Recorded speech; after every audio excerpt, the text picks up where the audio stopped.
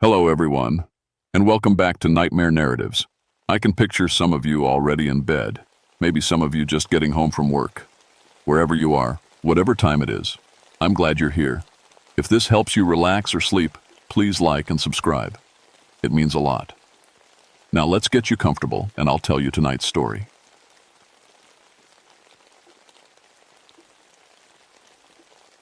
My name is Margaret O'Brien, but everyone calls me Maggie. I've been a park ranger for 12 years now, and in all that time, I've never seen anything I couldn't explain. Bears acting strange usually means someone's been feeding them. Weird sounds in the woods, wind through the rocks, or maybe a screech owl. People claiming they saw ghosts. Well, grief makes folks see all kinds of things that aren't really there. I grew up in Pittsburgh, but I came to these mountains right after college. Something about the Blue Ridge just called to me. The way the morning mist rolls through the valleys, how the leaves change colors like someone painted them by hand, it's peaceful here, or at least it used to be. It's September 1979, and the leaves are just starting to turn. This is my favorite time of year, cool nights, warm days, and the tourists are starting to thin out. Perfect weather for hiking, and the views from White Oak Canyon are something else. You can see ridge after ridge rolling away like waves on the ocean. I work in the Limberlost Trail area, up around 3,500 feet. It's beautiful country, but it's got a sad history. Back in the 1932, when they made this into a national park, the government forced all the mountain families to leave their homes. These people had been here for generations, some since the 1800s. They had to pack up everything they owned and go find new places to live in towns they'd never seen. You can still see where they used to live, if you know what to look for. Stone foundations scattered through the woods, old root cellars dug into hillsides, apple trees growing wild where someone's orchard used to be. Makes you wonder about all the lives that got uprooted, all the stories that got lost. I've always been good with kids, maybe because I understand how scary it can be to feel lost and alone. When I was 16, my little brother Danny drowned in the river behind our house. I was supposed to be watching him, but I got distracted talking to some friends. By the time I realized he wasn't playing in the yard anymore, it was too late. That's part of why I became a ranger, I think. To make sure families stay safe, to make sure nobody else has to lose someone they love. Most of my job is pretty routine. I check on campers, make sure people stay on the trails, help out when someone gets hurt. I carry a first aid kit and one of those big Motorola radios that can reach the ranger station 15 miles away. I know these mountains better than anybody. Every trail and creek and rocky outcrop. But lately, something's been off. It started about a month ago with the reports. Visitors saying they saw children playing near the old homestead foundations. Always the same story. Kids in old-fashioned clothes, playing games like hopscotch and tag. But when the visitors tried to get closer, the children would disappear. At first, I figured it was just local kids from down in the valley, maybe exploring where they shouldn't be. Kids love to play in the ruins of old houses. Or maybe it was people's imagination. When you're walking through these woods and you see a foundation where a family used to live, it's easy to picture children playing there. Then folks started finding things. Toys, mostly. Old wooden horses carved by hand, rag dolls with button eyes, little shoes made of leather. The kind of things children would have played with 50 years ago. But here's the strange part. They looked brand new. No rot, no fading, no bug damage. Like someone had just left them there yesterday. I started keeping track of where people found these items. Always near the old home sites, always where children might have played, and always in places where toys shouldn't last a week in mountain weather, let alone 50 years. There's got to be a logical explanation, I told myself. Maybe someone was playing pranks, leaving old toys around to spook tourists. Or maybe some history buff was doing some kind of educational thing, showing what life was like for mountain families. But the logical explanations were getting harder to come by, especially after what happened to Mrs. Keene. Dorothy Keene was a nice lady from Richmond, maybe 70 years old, visiting with her daughter and grandkids.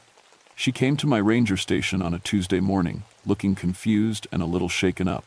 "Ranger O'Brien," she said, "I need to tell you something strange that happened yesterday." She'd been walking the trail with her family when her grandson ran ahead toward one of the old foundations. When she caught up to him, He was playing with 3 other children she'd never seen before. They were wearing clothes that looked like they came from an old photograph, simple dresses and overalls, bare feet even though the morning was cold. The funny thing is, Mrs. Keene said, they seemed to know me. They kept calling me Granny Dot and asking about my mama. My grandmother used to live up here before the park was made. These children somehow knew her name, knew stories about her that I'd never told anybody. When Mrs. Keene's daughter called for them to come back, the strange children just vanished. Not walked away, vanished, like they were never there at all. I know how this sounds, Mrs. Keene said. But I've lived a long time, and I know what I saw. I wrote up a report, but I didn't know what to make of it. Mrs. Keene seemed like a sensible person, not the type to make up stories or see things that weren't there. But children don't just appear and disappear. That night, I couldn't sleep. I kept thinking about those toys, about Mrs. Keene's story, about all the families who used to live up here. Somewhere in the back of my mind, a thought was forming that I didn't want to face. What if the children people were seeing weren't local kids playing pranks? What if they were the children who never got to leave? The next morning, I decided to take a closer look at the area where Mrs. Keene had her encounter.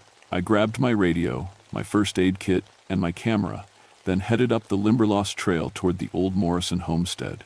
The Morrison place sat in a little clearing about 2 miles from the main trail.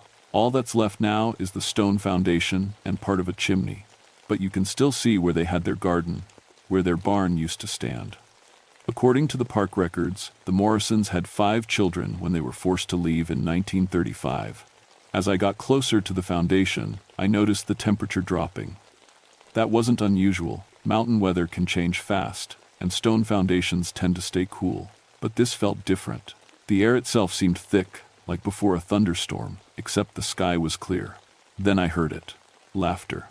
Children's laughter, faint but clear, coming from somewhere near the old house site. I stopped walking and listened hard.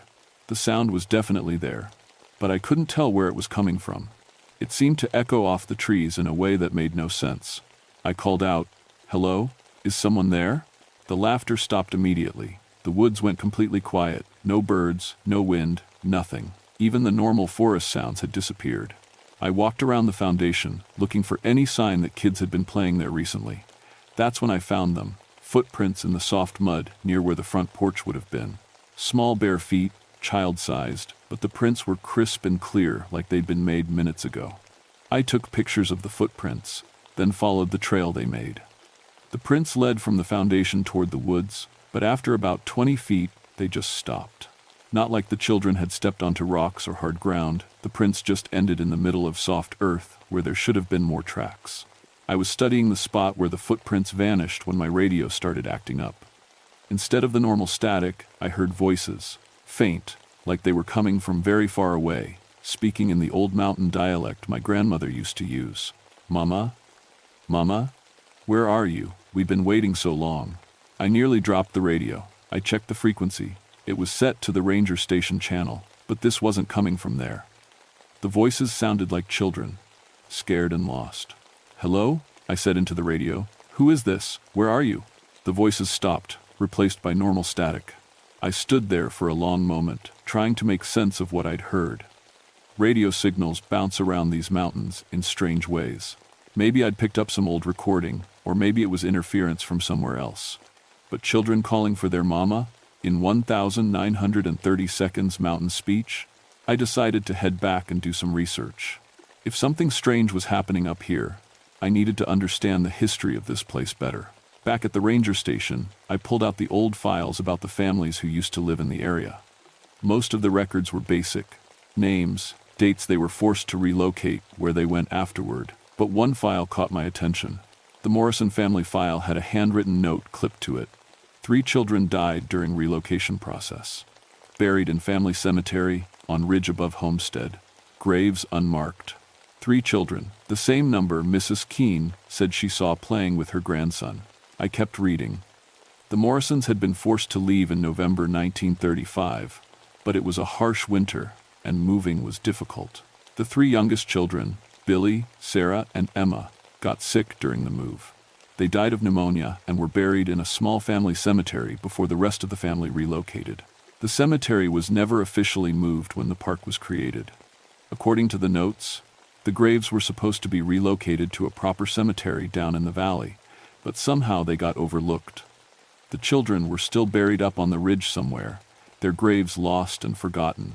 I sat back in my chair, feeling a chill that had nothing to do with the weather. 3 children died. 3 children were buried up there, and now people were seeing 3 children playing near their old home. As the sun set that evening, I found myself looking up toward the Morrison homestead. I'd always thought of myself as a practical person, someone who dealt in facts and evidence. Ghosts were just stories people told, usually when they were grieving or scared. But I couldn't explain away those footprints. I couldn't explain the voices on the radio or the toys that showed up in impossible places. And I couldn't shake the feeling that something up on that ridge was trying to get my attention. That night, I lay awake thinking about my brother Danny, about how I'd failed to protect him, how I'd been too late to save him, about how desperately I wished I could see him again, could tell him I was sorry. Maybe that's why I was so willing to believe Mrs. Keene's story. Maybe that's why I wanted to investigate instead of just writing it off as imagination. Or maybe I was starting to understand that some things in these mountains couldn't be explained by practical thinking.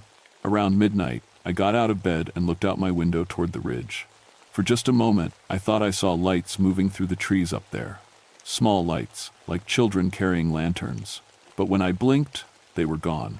The next few days brought more reports, and they were getting harder to ignore.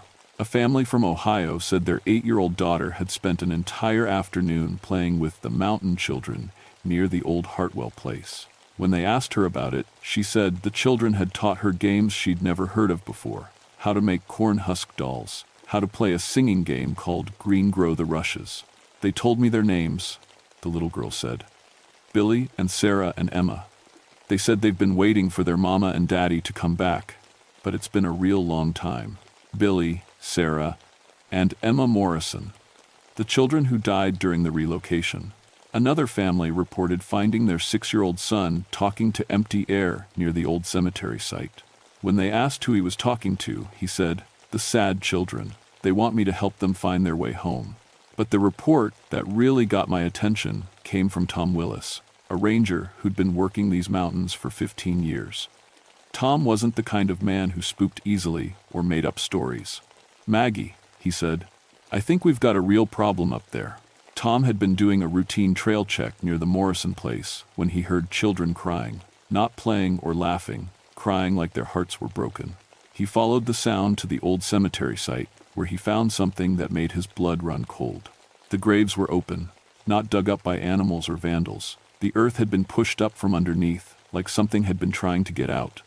3 small holes in the ground, each about the size of a child's coffin, and around each hole, scattered like they'd been dropped in haste, were the toys people had been finding. Wooden horses, rag dolls, little leather shoes. "I've seen a lot of strange things in these mountains," Tom said, "but I've never seen anything like this. Those children have been dead for 44 years, Maggie. What could make their graves open up like that?" I knew I had to see it for myself. The next morning, I hiked up to the cemetery site with my camera and notebook. What Tom had described was even worse in person. The 3 graves formed a small triangle on a flat spot near the ridge top. The holes weren't messy like they would be if animals had dug them up. The earth was piled neatly beside each opening, like someone had carefully excavated from the inside. I took pictures, then climbed down into one of the holes to get a better look. The hole was about 4 feet deep and perfectly child-sized. At the bottom, I found fragments of rotted wood that must have been the coffin, and something else that made my hands shake. A small metal locket on a chain, the kind a little girl might wear. When I opened it, I found a photograph of a man and woman I didn't recognize, and engraved on the inside, "To Sarah, with love, Mama and Daddy." Sarah Morrison, one of the 3 children who died during the relocation. As I climbed out of the grave, I felt the temperature drop again, just like it had at the homestead. But this time, it got cold fast. Cold enough that I could see my breath in the September air. That's when I heard them. Voices, coming from the woods around the cemetery. Children's voices, speaking in that old mountain dialect. "She found our things, Billy. She's looking for us. Maybe she can help us go home. Mama said she'd come back for us. Maybe this lady knows where Mama went." I spun around, trying to see where the voices were coming from, but the woods looked empty. just trees and shadows and the normal sounds of the forest. "Hello," I called out. "Billy? Sarah? Emma? I'm here to help." The voices stopped immediately, just like they had when I'd tried to answer them on the radio. I waited for a long time, but nothing else happened. Finally, I gathered up the locket and the other items I'd found and headed back down the mountain. That evening, I called the County Historical Society to learn more about the Morrison family. The woman who answered, Mrs. Patterson, had grown up in the valley and remembered some of the old stories. "Oh yes, the Morrison children," she said sadly. "That was such a tragedy. The parents tried to come back for them, you know. After they got settled in their new place down in Harrisonburg, they wanted to bring the children down to a proper cemetery. But by the time they made it back up the mountain, winter had set in hard. They couldn't find the graves under all the snow."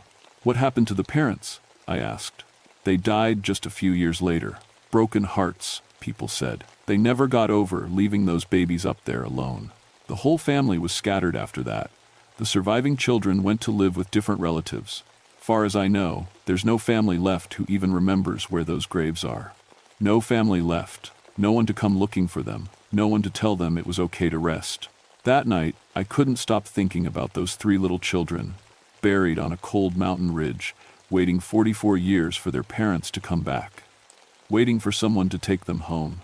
I thought about Danny too, about how I'd give anything to tell him I was sorry, to make sure he knew I loved him. About how some kinds of love and guilt are strong enough to last forever. Around midnight, I decided to go back up to the ridge. I don't know what I was planning to do. Exactly. Maybe just sit with them for a while, so they wouldn't be alone. I grabbed my flashlight and headed up the trail in the dark. The moon was almost full, bright enough that I could see the path clearly. But as I got closer to the cemetery, my flashlight started flickering, then went out completely. I stopped to change the batteries, and that's when I saw them. 3 small figures standing near the open graves. Children, just like Mrs. Keene and the other visitors had described. A boy and 2 girls, wearing simple clothes from the 1932nd. They were glowing faintly in the moonlight, like they were lit from within. They saw me at the same time I saw them. For a long moment, nobody moved. Then the smallest girl, who must have been Emma, stepped forward. "Are you our mama?" she asked in a voice like wind through autumn leaves. My heart nearly broke. "No, sweetie," I said gently, "but I'm here to help you. I know you've been waiting a long time." The boy Billy shook his head. "Mama said she'd come back. We've been waiting right here like she told us. We've been waiting so long." Sarah, the girl with the locket I'd found, started to cry. "We can't find our way home," she said. "Everything looks different now. Where did our house go? Where did everybody go?" I realized then what was happening. These children had been waiting for 44 years. But they didn't understand that time had passed. They didn't know their parents had died. They didn't even know they were dead themselves. They were lost, confused, and scared. And they'd been alone all this time. "I'm going to help you," I promised them. "I'm going to help you find your way home." But even as I said it, I wondered how you help the dead find peace. And I wondered what price I might have to pay to set them free. Over the next week, I researched everything I could about the Morrison family and mountain burial customs. What I learned made me understand why the children were still trapped on the ridge. According to mountain tradition, the dead couldn't rest until their family officially sent them home with proper funeral rites. When someone died, the family would hold a ceremony to release the spirit and give permission for them to pass on to whatever came next. But the Morrison children had been buried in haste during a harsh winter. Their parents had planned to come back and do things properly, but they died before they could return. The children were stuck in a kind of spiritual limbo, waiting for permission that would never come. I also learned something that chilled me to the bone. The children weren't just appearing to random visitors anymore. They were getting stronger, more solid, and they were focusing their attention on modern children, especially kids who were visiting the park with their families. 3 separate families reported that their children had gone missing for hours, only to be found playing with invisible friends near the old home sites.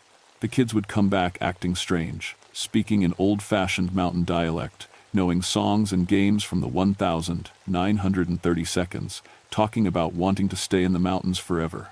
It was like the ghost children were trying to recruit companions, other kids who might stay with them and help them feel less alone. The situation reached a crisis point on a Thursday night in late September. A family camping near White Oak Canyon called for emergency help. Their 3 children, ages 6, 8, and 10, had vanished from their campsite sometime after midnight. I joined the search party at dawn. We found the missing children just before noon, in the old root cellar behind the Morrison homestead. They were alive but barely responsive, huddled together in the cold stone chamber like they were hibernating. But here's the terrifying part. They looked different. Pallor, thinner, like something had been draining the life out of them. And when we tried to wake them up, they spoke in that old mountain dialect, asking for their mountain friends and begging not to be taken away from the ridge. It took hours to get them warm and alert enough to come down the mountain. Their parents were frantic, demanding to know what had happened to their kids. I couldn't tell them the truth. How do you explain that their children had almost been claimed by the spirits of 3 kids who died 44 years ago? That night, after the family had been taken to the hospital for observation, I knew I had to end this. The Morrison children were getting desperate, and desperate ghosts are dangerous ghosts. If I didn't help them find peace soon, they might succeed in keeping the next group of children who wandered into their territory. I drove up to see Reverend Jackson, an old mountain preacher who lived down in the valley. His family had been in these mountains for generations, and if anyone knew how to handle restless spirits, it would be him. Reverend Jackson was a small, weathered man in his 70s, with kind eyes and hands that shook slightly when he poured coffee. He listened to my story without interrupting, nodding like he'd heard similar tales before. "The Morrison children," he said finally. "I remember when they died. Terrible, sad thing. Their mama used to bring them to our church when they could make it down the mountain." "Can you help them?" I asked. "Can you help them find peace?" He was quiet for a long time, staring into his coffee cup. "Maybe," he said. "But it won't be easy. Those children have been holding on for almost 50 years. They're not going to want to let go." "What do I need to do?" "You'll need to go to them at dawn," he said. "Dawn is when the boundary between this world and the next is thinnest. You'll need to speak for their family, since there's no blood relatives left. Tell them their parents loved them, that they're not abandoned, that it's okay to go home." "That's it?" Reverend Jackson's expression grew serious. "No, child, that's just the beginning. They're going to fight you. They've been alone so long, they'll be terrified of leaving. They might try to take you with them to make you their permanent guardian. You'll need to be stronger than their fear and loneliness. You'll need to be willing to pay whatever price it takes to set them free." "What kind of price?" "I don't know," he said softly. "But the dead don't give up easy, and children, even dead ones, can be powerful when they're scared." I left Reverend Jackson's house knowing what I had to do, even though I was terrified. Those 3 children had been trapped for 44 years, getting lonelier and more desperate every day. If I didn't help them, they'd eventually succeed in claiming some modern children to keep them company. I couldn't let that happen. Dawn was at 6:47 the next morning. I set my alarm for 5:30 and tried to get some sleep, but every time I closed my eyes, I saw Billy and Sarah and Emma standing by their open graves, holding out their hands and asking me to stay with them forever. At 6:30, I hiked up to the cemetery in the pre-dawn darkness. The moon had set and the stars were fading, leaving the world caught between night and day. The air was so still, I could hear my own heartbeat. The children were waiting for me. All 3 of them stood beside their graves, but they looked different now, more solid, more real, but also somehow wrong. Their eyes reflected the faint starlight like an animal's eyes, and when they moved, they left trails of cold mist in the air. "You came back," Emma said, and her voice sounded like it was coming from the bottom of a well. "We knew you would," Billy added. "You understand us. You lost someone too." Sarah stepped closer, and I could feel the cold radiating from her small body. "Stay with us," she pleaded. "We don't want to be alone anymore. We could be a family." I felt the pull of their loneliness, their desperate need for connection. Part of me wanted to stay, wanted to comfort them, wanted to make up for all the years they'd spent waiting. But I thought about those modern children in the hospital, about how close they'd come to being claimed forever. I thought about all the other families who might visit these mountains, all the other children who might be targeted. "I can't stay," I said gently, "but I can help you go home." The 3 children moved closer, surrounding me in a circle. The temperature dropped so fast that frost started forming on the grass around my feet. "We don't want to go home," Billy said, and his voice was no longer that of a confused little boy. It was ancient, hollow, filled with 44 years of loneliness and rage. "We want to stay here. We want friends who won't leave us. Test those we have DM type. Your parents loved you," I said, trying to keep my voice steady. "They never wanted to abandon you. They tried to come back, but they couldn't find your graves in the snow. They died still loving you, still wanting to bring you home." "Lies," Sarah hissed. "Everyone leaves. Everyone forgets. But if we keep some children here with us, they can't leave. They can't forget." The 3 children joined hands around me, and I felt something trying to grab hold of my soul, trying to pull me down into their cold, lonely world. For a moment, I almost gave in. It would be so easy to stay, to never have to feel guilty about Danny again, to never have to worry about protecting anyone else. But then I thought about why I'd become a ranger in the first place.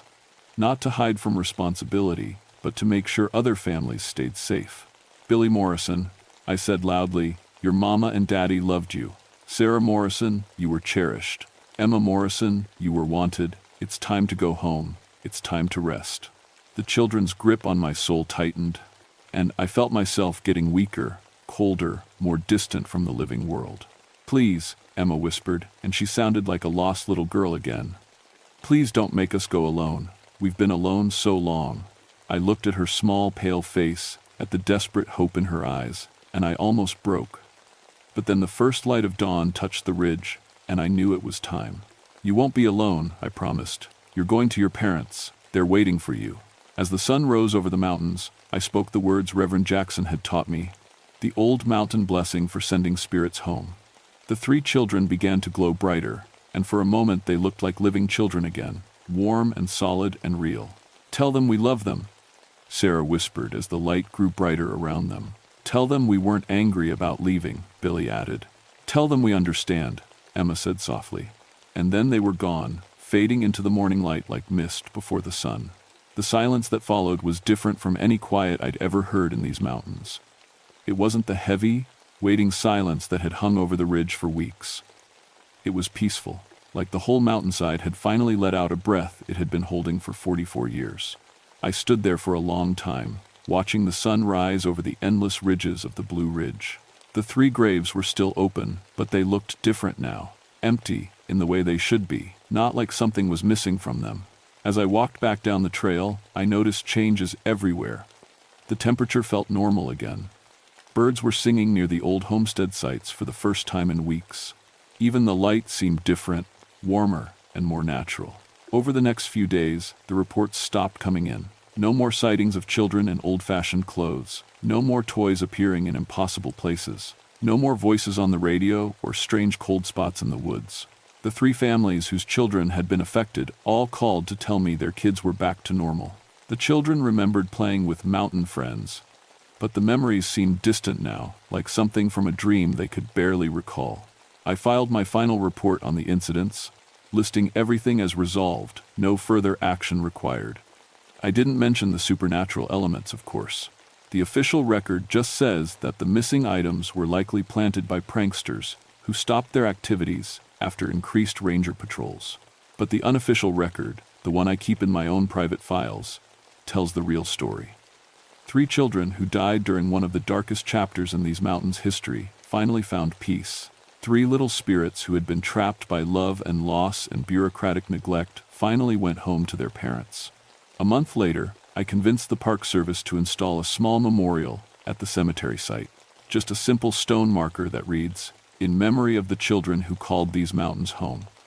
It doesn't mention names or dates, but people who visit seem to understand its significance. I often find small toys and flowers left there, offerings from families who somehow sense the sadness this place once held. I've changed too, in ways I'm still figuring out.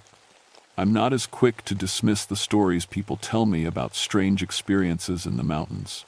I've learned that grief and love can be powerful forces, strong enough to hold on to souls long after their bodies are gone. And I've learned that sometimes the most important part of a ranger's job isn't protecting people from the dangers they can see, but helping them make peace with the ones they can't. I still think about Danny sometimes, but the guilt doesn't eat at me the way it used to. Helping Billy and Sarah and Emma find their way home somehow helped me understand that love doesn't end when someone dies. It just changes form. These mountains are old, and they hold a lot of stories.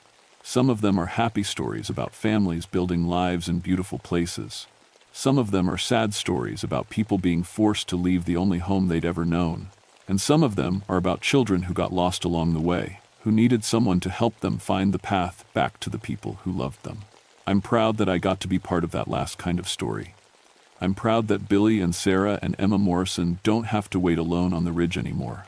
But sometimes, when the moon is full and the mist rolls through the valleys, I swear I can still hear children laughing in these woods. Not the sad, hollow laughter of lost spirits, but the joyful sound of kids at play. Maybe it's just my imagination. Maybe it's the echo of all the children who lived and played in these mountains over the centuries. Or maybe it's Billy and Sarah and Emma, finally free to be children again, playing in whatever beautiful place their parents found for them on the other side of the darkness. I hope it's the last one. After waiting 44 years to go home, they deserve to play.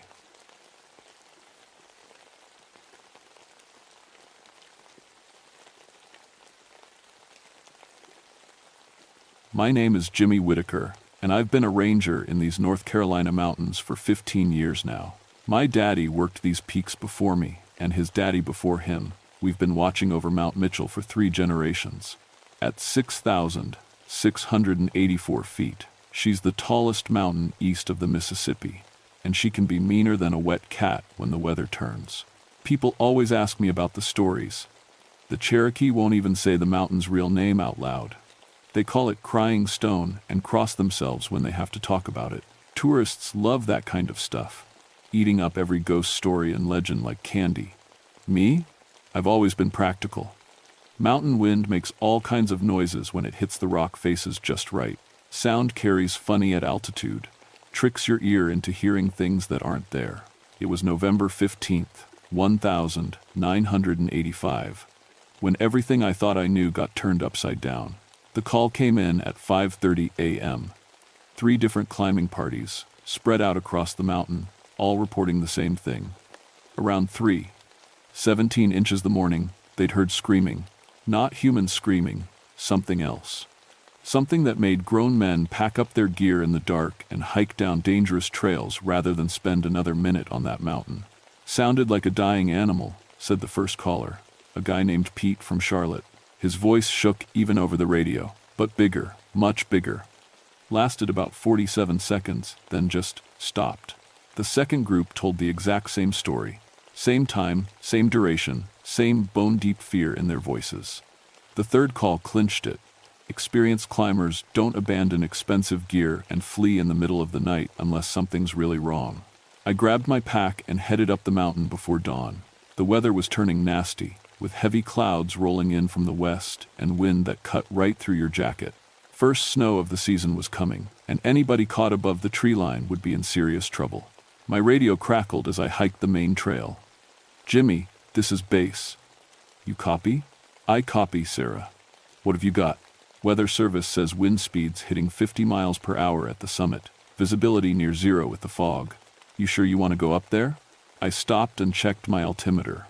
Already at 5,200 feet, and the weird part was just starting to hit me. Usually by this elevation, you'd see squirrels, maybe hear a few birds. The forest was dead silent. Even the wind seemed muffled, like the mountain was holding its breath. "I'll be careful," I told Sarah. "Something's got these climbers spooked bad enough to leave behind $1,000 worth of gear." "I need to know what."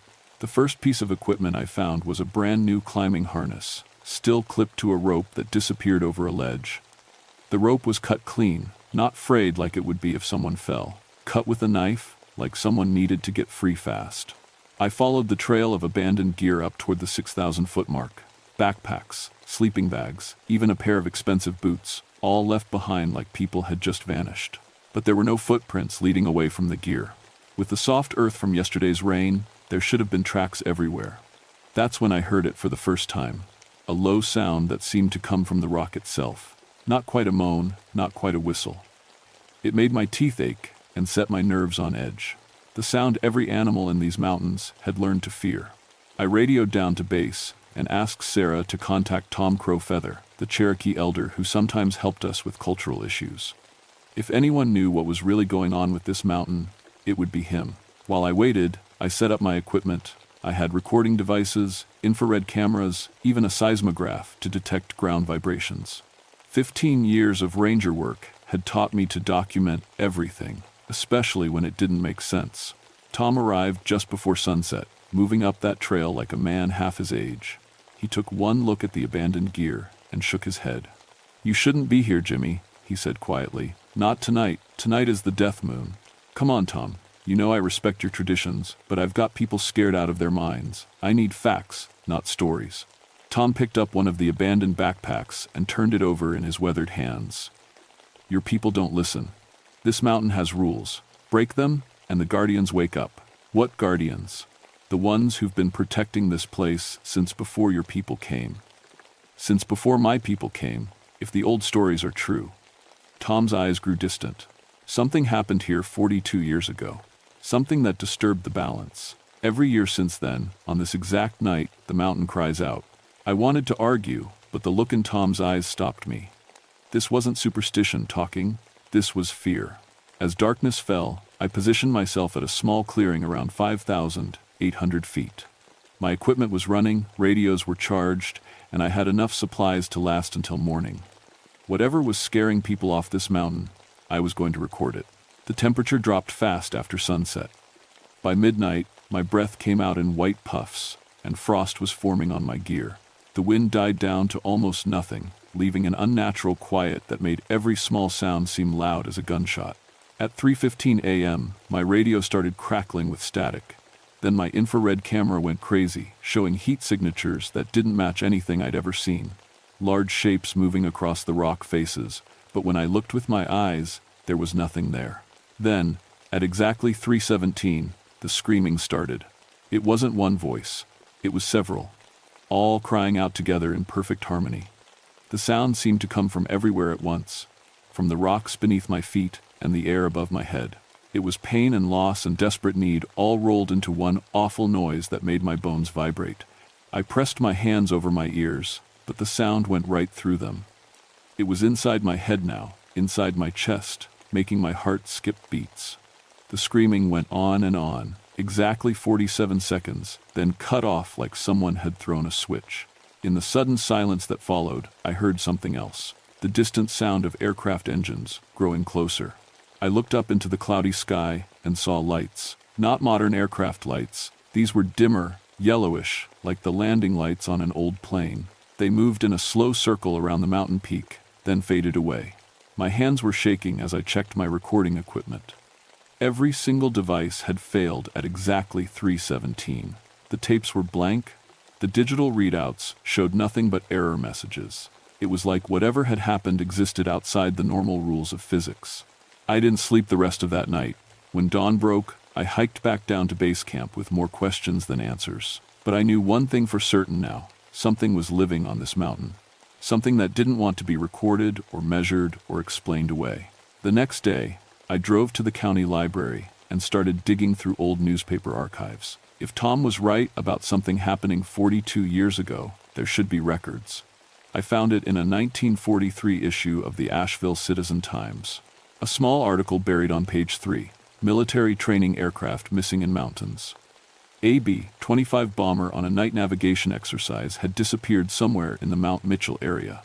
The plane carried a crew of 5 and was never found. The crash date was November 15, 1943, exactly 42 years ago. I drove back up to the mountain that afternoon with a sick feeling in my stomach. The missing bomber explained the engine sounds, but it didn't explain the screaming, or why every piece of electronic equipment failed when the phenomenon started. I wasn't the only one looking for answers. A team of researchers from Duke University had arrived with equipment that made my gear look like toys. Dr. Sarah Chen, a geophysicist, was setting up sensors all over the mountain. "We're reading electromagnetic anomalies off the charts," she told me as I helped her position a detector at the 6,000-foot level. "Whatever's happening here is generating massive electrical fields. What could cause that? Nothing natural. These readings are impossible under normal conditions." She frowned at her instruments. It's like the mountain itself is electrically charged. That night, I positioned myself even closer to the summit, at 6,200 feet. Tom had tried to talk me out of it, warning that the Guardians were getting angry, but I needed to see what was really happening up there. I wasn't alone. Dr. Chen had researchers scattered across the mountain, all linked by radio. We were going to document this thing properly. At 3:15, the electromagnetic readings went crazy. Doctor, Chen's voice crackled over the radio. Jimmy, we're seeing impossible energy spikes, temperatures dropping 30 degrees in 60 seconds. This isn't natural weather. Then the screaming started again. But this time, I was close enough to see where it was coming from. Ghostly figures stood on the rocky peak above me. 5 men in 1,940 seconds flight gear, their faces pale in the moonlight. They were screaming, calling out in desperation, hands cupped around their mouths like they were trying to signal for help. Behind them, moving in slow circles around the peak, was the shadow of a twin-engine bomber. I could see right through it, but it cast a real shadow on the rocks below. The pilot was trying to land, coming in again and again, but something was stopping him. Other figures had appeared on the surrounding peaks. Tall men with long black hair and war paint, carrying weapons that glowed with blue fire. They were shouting back at the airmen, driving them away from the sacred mountain. The ghostly bomber pilot saw me watching and pointed desperately at the peak. His mouth moved, but all I could hear was the horrible screaming that seemed to come from the mountain itself. After exactly 47 seconds, all the figures faded away. The temperature returned to normal, and my radio crackled back to life. Jimmy, Dr. Chen's voice was shaky. Did you see that? Please tell me someone else saw that. Over the radio, voices started checking in. Every researcher on the mountain had witnessed the same impossible scene. We had electromagnetic readings, temperature data, and seismic measurements. But all the recording equipment had failed again. Whatever was happening on Mount Mitchell, it was real. And it was getting stronger. I spent the next day researching the B-25 crash. In the National Archives, I found the full military report. The bomber was on a night navigation training mission when it disappeared. The crew consisted of 5 young airmen, all in their early 20s. They were never found, and the wreckage was never recovered. But the most chilling detail was in the final radio transmission. At 3:17 a.m. on November 15th, 1943, the pilot had radioed. Something's wrong. The mountain. It's screaming at us. That evening, Tom Crowfeather came to see me at the ranger station. You're planning to go back up there tonight, he said. It wasn't a question. I have to. Those airmen are trapped up there, and something's keeping them from finding peace. Tom nodded slowly. The Guardians protect our sacred places, but sometimes protection becomes a prison. He reached into his jacket and pulled out a small leather pouch. My grandfather gave this to me. He said it would be needed someday. What is it? Medicine bundle. Sacred items for speaking with the dead. You'll need it if you want to help those lost souls find their way home. I took the pouch, feeling the weight of small objects inside. Tom, what really happened up there? The mountain is sacred to my people, has been for 1,000 years. When the white soldiers came with their flying machine, they violated that sacred space. The Guardians rose up to defend it, but the airmen were just boys doing their duty. Neither side understood the other. So they've been trapped in that moment for 42 years. Time works differently for spirits. To them, the crash just happened. They're still trying to complete their mission, and the Guardians are still trying to protect the mountain. Every year, they fight the same battle. That night, I climbed to the summit alone. The weather was clear for once, with a full moon that lit up the rocky peak like a spotlight. I could feel the electromagnetic buildup starting early, making my skin tingle and my hair stand on end. At 3:15, they appeared again, the 5 airmen on the peak, screaming for help, the Cherokee Guardians on the surrounding peaks, shouting warnings in their ancient language, and circling overhead, the ghostly B-25 bomber, its pilot desperately trying to find a safe place to land. This time, I walked toward them. The pilot saw me coming and pointed frantically at his instruments. Through some kind of supernatural communication, I understood what he was trying to say. Their navigation equipment had failed. They were lost in the clouds and running out of fuel. They just wanted to land safely and complete their mission. But every time they tried to land, the Cherokee Guardians drove them back. The warriors saw only invaders violating their sacred space, not scared young men in trouble. I pulled out Tom's medicine bundle and held it high. The guardians stopped their shouting and looked at me with surprise. One of them, taller than the rest with eagle feathers in his hair, stepped forward. Somehow, I found the words, "These men are lost. They don't mean to dishonor your sacred place, they just want to go home." The guardian leader looked from me to the airmen, then back to the medicine bundle in my hands. He spoke in Cherokee, and though I didn't understand the words, I felt their meaning. "Why do you speak for the Sky Warriors?" "Because someone has to. They've been trapped here for 42 years. Their families never knew what happened to them. The war they were training for ended decades ago. They've suffered enough." The guardian considered this, then nodded slowly. He raised his glowing weapon and spoke again. This time, the airmen heard him too. The pilot's eyes went wide as he finally understood. He looked at his crew, then at the Cherokee warriors, then down at the rocky peak he'd been trying to reach for over 4 decades. With a final salute to the guardians, the pilot pulled back on his controls. The ghostly bomber climbed away from the mountain, heading east toward the horizon. As it disappeared into the moonlight, the 5 airmen on the peak faded away as well. The Cherokee guardians watched them go, then turned to me. The leader nodded once in approval, before disappearing with his warriors into the mountain mists. For the first time in 42 years, Mount Mitchell was quiet at 3:17 a.m. The silence felt strange after all those years of screaming. I sat on the summit until dawn, partly to make sure the phenomenon was really over, partly because I needed time to process what I'd witnessed. When I hiked down to base camp, Dr. Chen was waiting with her equipment readings from the night before. The electromagnetic spikes stopped at exactly 3:17, she said, showing me the data. Temperature returned to normal immediately. Whatever was causing the anomaly, it's gone. I filed my official report as a successful resolution of acoustic disturbance complaints. The real story went into my personal files, along with Tom's medicine bundle and everything I'd learned about the 1943 crash. The Army was surprisingly cooperative when I contacted them about recovering the bomber wreckage. They'd been looking for that plane for over 40 years. A team of investigators arrived within a week, and using the coordinates from my encounters, they found the crash site at 6,200 feet. The wreckage was exactly where the ghostly pilot had been trying to land. The fuselage was cracked open, but the remains of all 5 crew members were still inside, along with their personal effects and the plane's navigation equipment. They were buried with full military honors at Arlington National Cemetery. I attended the service and met some of their surviving family members. Nieces, nephews, even a few siblings who had wondered their whole lives what happened to their loved ones. Tom Crow Feather performed a Cherokee blessing ceremony at the crash site, officially recognizing the airmen as honored dead rather than invaders. A small memorial plaque now marks the spot, and the Cherokee Nation maintains it as a place of respect for all warriors, regardless of tribe.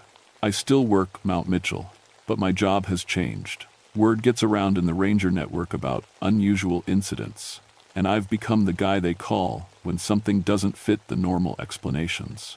I've helped resolve 3 similar cases in other parts of Appalachia, always involving sacred sites and trapped spirits. The mountain is peaceful now. Wildlife has returned to normal patterns above the tree line, and November full moons bring clear, calm weather instead of supernatural storms. The climbing parties that camp up there report nothing more unusual than beautiful starry skies and the ordinary sounds of wind through rock. But sometimes, on very clear nights when the moon is full, pilots flying over the area report seeing the lights of an old bomber heading east toward home. It's always peaceful now, though not desperate or lost. Just 5 young airmen finally completing their mission. I keep Tom's medicine bundle in my ranger station, and I've learned enough Cherokee to properly respect the mountain's sacred nature. Some places demand more than just protection, they demand understanding. And every November 15th, I climb to the summit and spend a quiet moment at the memorial, listening to the wind and remembering that not all hauntings are about fear. Sometimes they're just about finding the way home.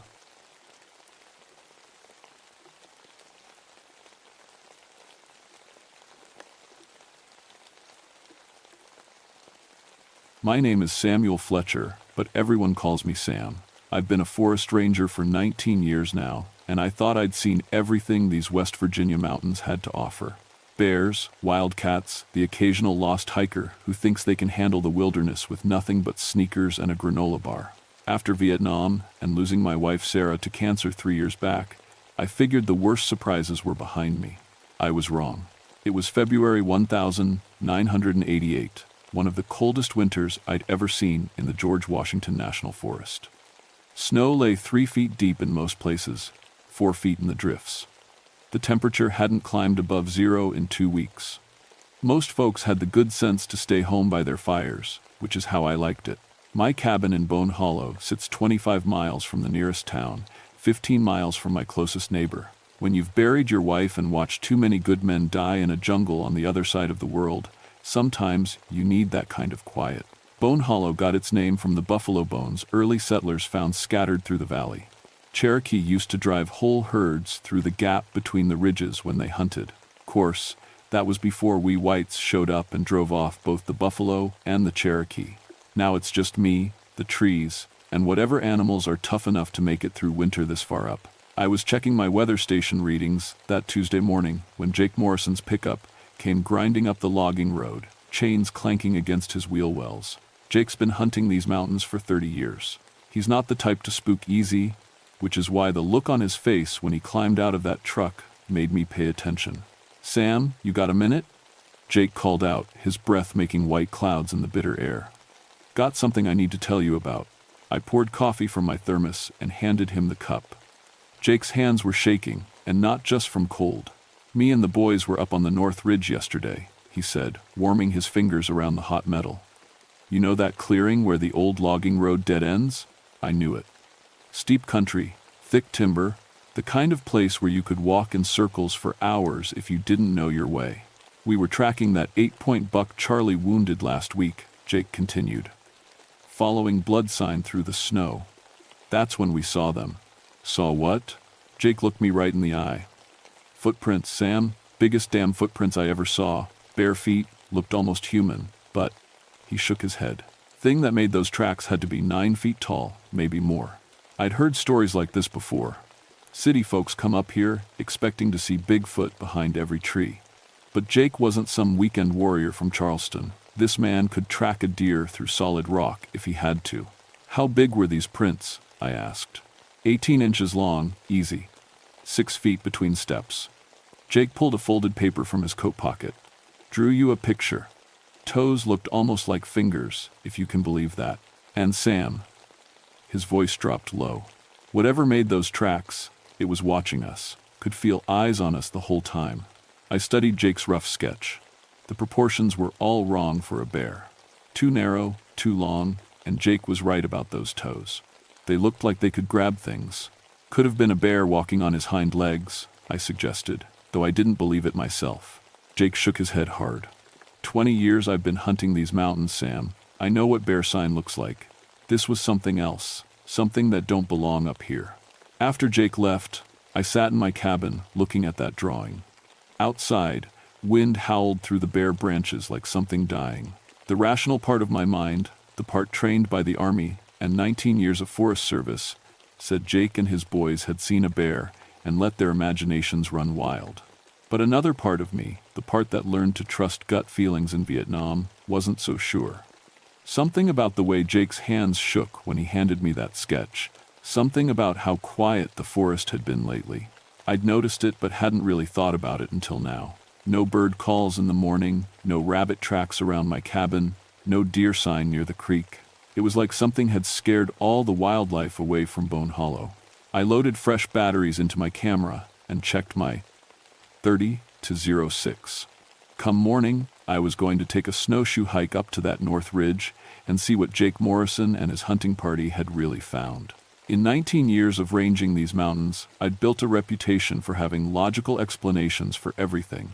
Bears getting into campsites, strange sounds in the night, even the occasional ghost light some hikers reported seeing.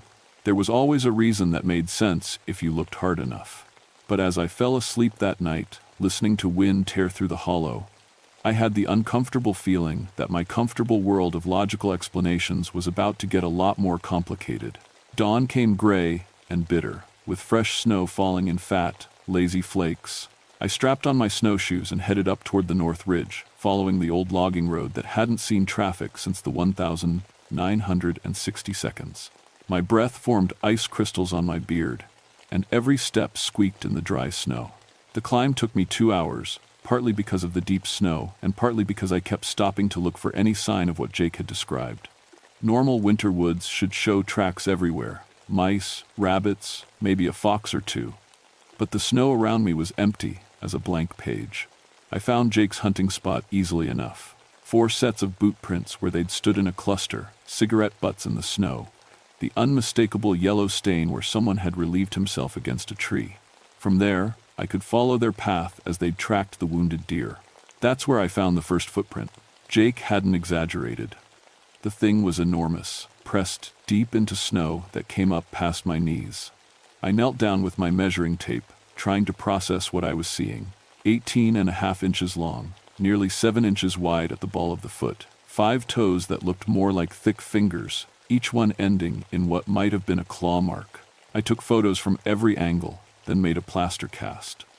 The detail that came out in the plaster made my hands shake worse than Jake's had. Skin ridges, like fingerprints but bigger. This wasn't some hoax or misidentified bear paw. Something with skin had made this track. The trail led deeper into the forest, following the natural contour of the ridge. Each footprint was perfectly spaced, 6-foot strides that would have been impossible for any human to make. Whatever this creature was, it moved through snow that would have left me floundering like it was walking on dry ground. A 1/4 mile from Jake's hunting spot, I found where the story got really disturbing. The deer was still there, or what was left of it, an 8-point buck, just like Jake had said, but it hadn't died from any gunshot wound. The animal had been torn apart with bare hands, or claws. Ribs cracked open, spine snapped clean through. But here's what made my ranger training kick into overdrive. There were no feeding marks. Whatever killed this deer hadn't eaten it. It had just killed it and left it to freeze. That's when I heard the sound. Low, rumbling, like a diesel engine idling in the distance. But there were no roads up here, no machinery for miles. The sound seemed to come from all around me, echoing off the ridge walls until I couldn't tell which direction it originated from. I unslung my rifle and waited. The sound came again, closer this time, and now I could tell it wasn't mechanical. It was organic, alive, like the world's biggest dog growling deep in its chest. My military training kicked in: scan the area, identify threats, find cover.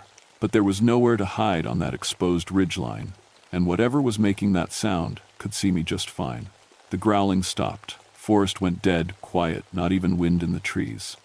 That's when I noticed the smell. Thick, musky, like a wet animal but stronger. Like a zoo on a hot summer day.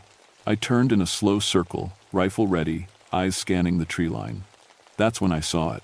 About 50 yards away, standing at the edge of a thick stand of hemlocks, was the biggest living thing I'd ever seen outside of a zoo. 9 feet tall, maybe more, covered head to toe in dark brown hair. Massive shoulders, arms that hung down past its knees, and a face that was almost human but not quite. It was looking right at me. We stared at each other for what felt like hours, but probably lasted 10 seconds. Its eyes were intelligent, curious, not the blank stare of an animal. More like it was studying me, trying to figure out what I was doing in its territory. I had my rifle trained on center mass, finger on the trigger, but something held me back from shooting.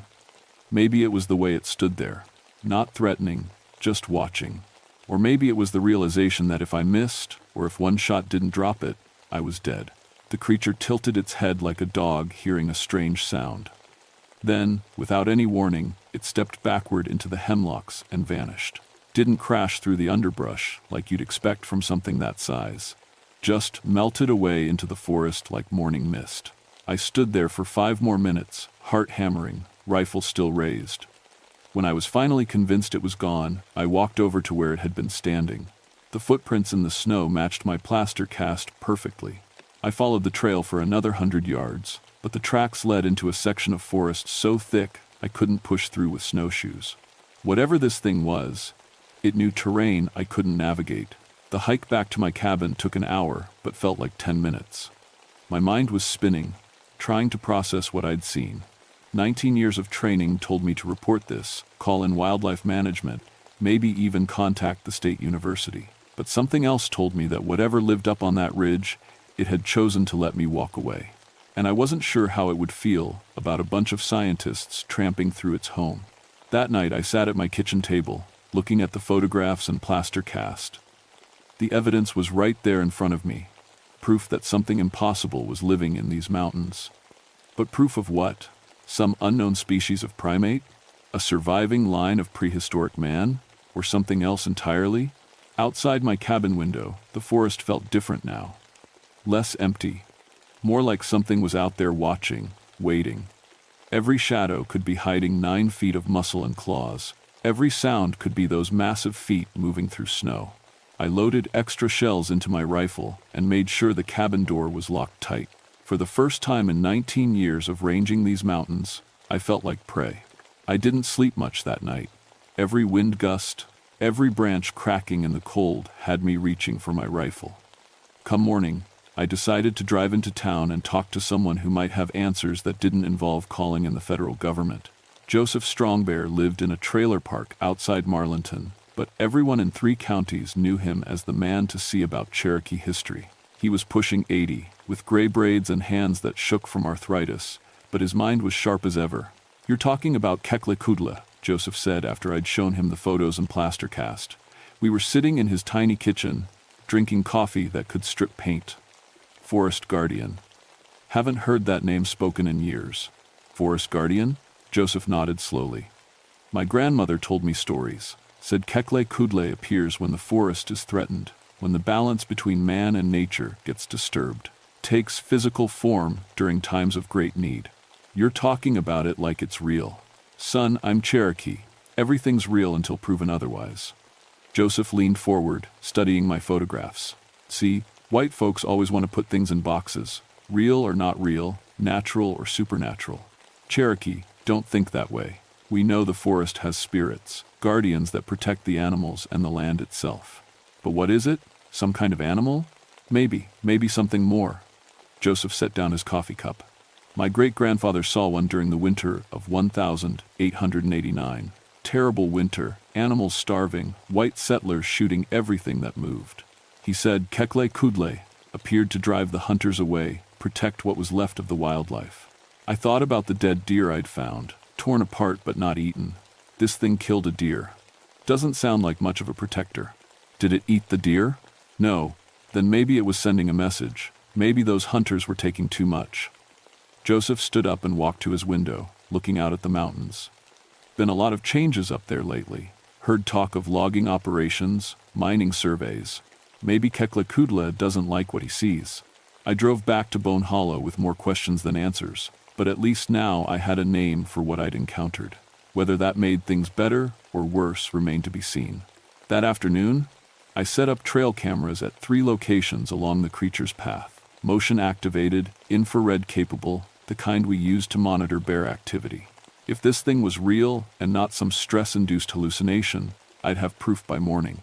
Just after sunset, sitting in my cabin, updating my patrol logs, I heard something outside. Not the growling from before, but a rhythmic tapping. Tap, tap, tap, pause, tap, tap, tap. I grabbed a flashlight and opened the cabin door, just a crack. The tapping was coming from the side of the building, near my woodpile. I could see fresh tracks in the snow, the same massive footprints from the ridge. The creature had come to me. I stepped outside, rifle in one hand, flashlight in the other. The beam cut through falling snow, casting weird shadows between the trees. The tapping had stopped, but I could smell that musky odor again, stronger now. "I know you're out there," I called softly. "What do you want?" A shape moved between 2 pine trees, just at the edge of my flashlight beam. Tall, broad, covered in hair. It stepped into the light for just a moment, long enough for me to see it clearly. The face was the worst part, almost human, but stretched and distorted like a reflection in funhouse mirror, intelligent eyes that seemed to look right through me. When it opened its mouth, I could see teeth, not fangs, just big square teeth like a person's. It made a sound, halfway between a grunt and a word. Then it pointed past my cabin, toward the old logging road that led out of the hollow. I followed its gesture with my flashlight, and saw tire tracks in the snow, fresh tracks, made after the snowfall had stopped. Someone had driven up that road during the day while I was in town. The creature looked at me again, made the same pointing gesture, then stepped back into the darkness. I heard its footsteps moving away, but didn't see it go. I spent the next hour checking those tire tracks by flashlight. Heavy-duty truck, probably a logging vehicle. The tracks led to a turnaround spot about a mile up the road, where someone had gotten out and walked around for a while. Boot prints, cigarette butts, and something else that made my blood run cold. Survey stakes. Little orange flags marking trees, the kind logging companies use to identify timber stands. Someone was planning to cut trees in Bone Hollow. My hollow. Federal land that was supposed to be protected. When I checked my trail cameras the next morning, they were gone. Not damaged, not broken, just gone, as if something had carefully removed them from their mounts. I found all 3 cameras stacked neatly on a tree stump 50 yards away. The memory cards were still inside, but they showed only white static. That evening, the creature came back. This time I was ready. I'd left food outside, jerky, apples, some of the cornbread Sarah used to make from a recipe I still remembered. When I heard the now familiar sound of footsteps in snow, I opened the door and stepped onto my porch. "I left something for you," I said quietly. The creature stood at the edge of my yard, just barely visible in the moonlight. It approached the food slowly, cautiously, then picked up the jerky and sniffed it. After a moment, it ate the meat and took the apples, but left the cornbread untouched. When it finished eating, the creature walked to the edge of my porch and set something down in the snow. Then it stepped back and waited. I climbed down to see what it had left. 3 stones, each one perfectly round and smooth, like river rocks, but different somehow. They were warm to the touch despite sitting in snow, and they had strange markings carved into their surface. When I looked up, the creature was gone. I spent that night sitting by my window, turning those stones over in my hands. Whatever this thing was, it was trying to communicate. The survey stakes, the warning about the tire tracks. Now this gift exchange, it wasn't just some mindless animal defending territory. It was intelligent, aware, and it was trying to tell me something. The question was whether I was smart enough to understand before it was too late.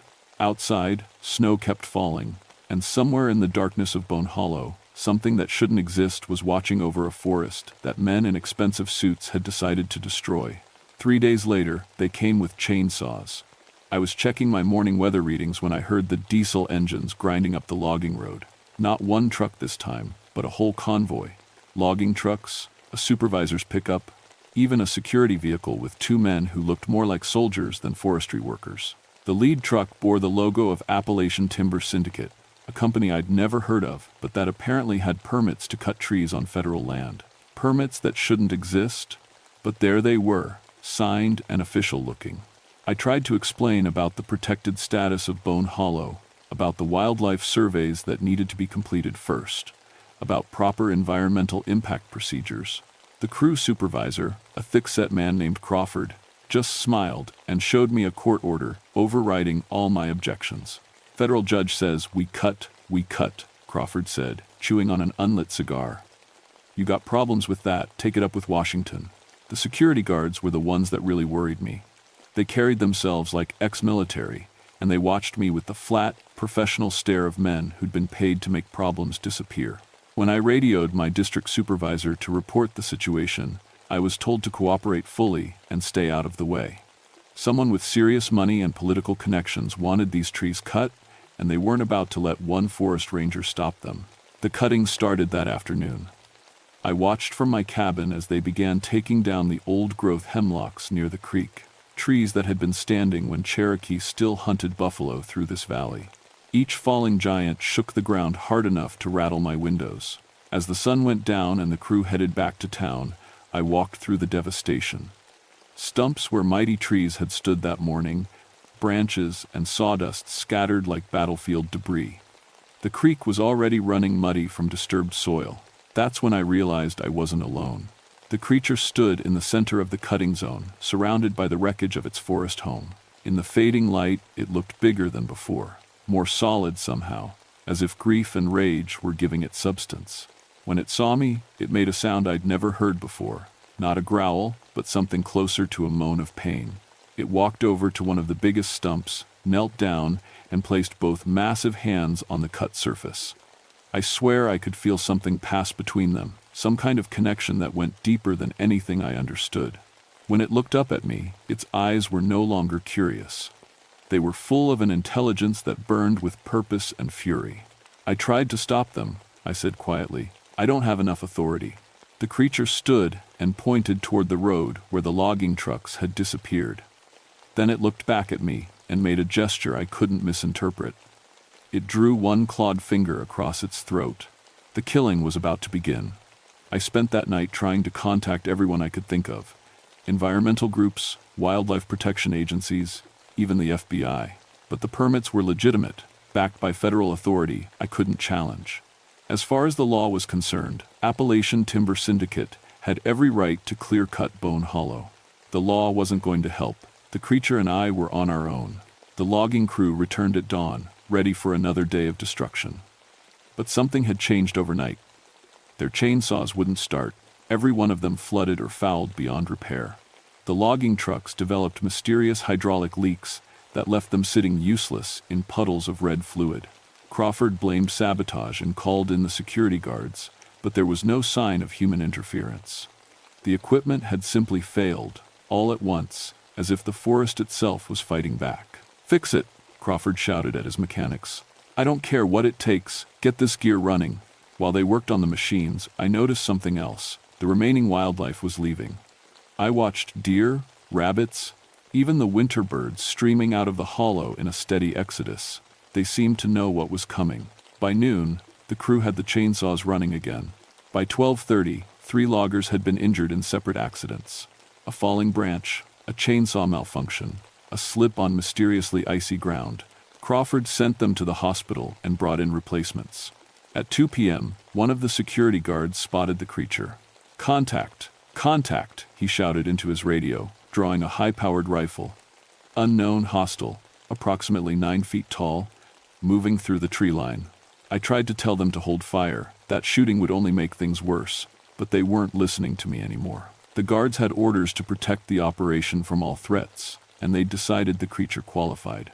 The first shot echoed through the hollow like thunder. I saw bark explode from a tree where the creature had been standing, but it was already gone, moving through the forest with impossible silence. More shots followed, the security team trying to track something they could barely see. The creature was playing with them, appearing for just a moment at the edge of their vision, then vanishing before they could get a clean shot. The logging crew had stopped work and taken cover behind their trucks. These were men who worked dangerous jobs in remote places, but what they were seeing now was beyond their experience. "What the hell is that thing?" one of them shouted. Crawford was screaming into his radio, demanding backup, more guards, maybe even military support. But I could hear in his voice that he was starting to realize the truth. Whatever they'd disturbed in this forest was beyond the power of guns and money to control. That's when the real attack began. The creature came out of the forest like a force of nature, not hiding anymore, not playing games. 9.5 feet of muscle and fury, moving faster than anything that size had a right to move. The security guards opened fire, but their shots went wild as they scrambled to track something that could leap 20 feet between trees. One guard went down, not shot but swatted aside by a massive hand that sent him flying into a tree trunk. The second guard emptied his magazine, then fumbled to reload as the creature closed distance between them. I found myself running toward the confrontation, rifle in hand, though I wasn't sure who I was planning to shoot. The creature that was defending its home, or the men who were destroying it? The decision was made for me when Crawford pulled a pistol and aimed it at my chest. "You did this," he snarled. "You sabotaged our equipment, brought that thing down on us." "I didn't bring anything," I said, keeping my rifle pointed at the ground. "You did this when you decided to cut protected forest." "Protected?" Crawford laughed, but there was no humor in it. "Son, there ain't no protection where there's enough money involved. We got permits to clear every tree in this valley, and we're gonna do it even if we have to kill every animal and burn every blade of grass." That's when I understood. This wasn't about timber rights or legal permits. Someone wanted Bone Hollow stripped bare. Wanted whatever lived here, driven away or destroyed. The logging was just an excuse. Crawford's finger tightened on his trigger, but he never got the chance to fire. The creature appeared behind him like a shadow come to life, one massive hand closing over the man's skull. Crawford's eyes went wide, his mouth opened to scream, but no sound came out. The creature looked at me over Crawford's head, and I saw something in its expression that might have been a question. Justice or mercy? Death or exile? My choice. Let him live, I said quietly. But make sure he understands the message. The creature squeezed just enough to crack the plastic hard hat, then released Crawford, who collapsed in the snow like a discarded puppet. The other loggers were already running for their trucks, dragging their injured companions, abandoning equipment that had cost more than most people made in a year. In 5 minutes, Bone Hollow was quiet again, except for the sound of diesel engines fading into the distance. The creature turned to me, and for the first time since this all began, I saw something like gratitude in those intelligent eyes. It reached into the thick hair, covering its chest, and pulled out something that glinted in the afternoon light. A badge. A forest ranger badge, old and tarnished, with a name I couldn't quite make out. It held the badge out to me, and I understood. I wasn't the first ranger to encounter Keklakudla. I wasn't the first to make this choice between duty and conscience. I took the badge, heavy and warm in my palm, and nodded. The creature stepped back, raised one massive hand in what might have been a salute or a blessing, then melted back into the forest it had died to protect. The cleanup took 3 days. Federal investigators arrived within hours of Crawford's terrified phone calls, followed by environmental protection agents, FBI, and finally, a team of scientists who asked very specific questions about unidentified wildlife activity. Nobody mentioned the word Bigfoot, but they took detailed measurements of every footprint and confiscated all the abandoned logging equipment. Crawford and his crew stuck to their story about a large, aggressive bear that had defended its territory with unusual intelligence. The security guards were less diplomatic, describing a bipedal humanoid entity demonstrating strategic thinking and coordinated assault capabilities. Their report was immediately classified. Appalachian Timber Syndicate's permits were revoked, pending an environmental impact investigation that would likely take years to complete. The company folded within a month, its corporate officers pleading ignorance about how they'd obtained authorization to log protected federal land. I kept my job, even got a commendation for exceptional dedication to forest preservation in the face of illegitimate commercial pressure. Nobody asked too many questions about exactly how I'd convinced armed loggers to abandon a $1 million operation. The old ranger badge now sits on my mantle next to Sarah's picture.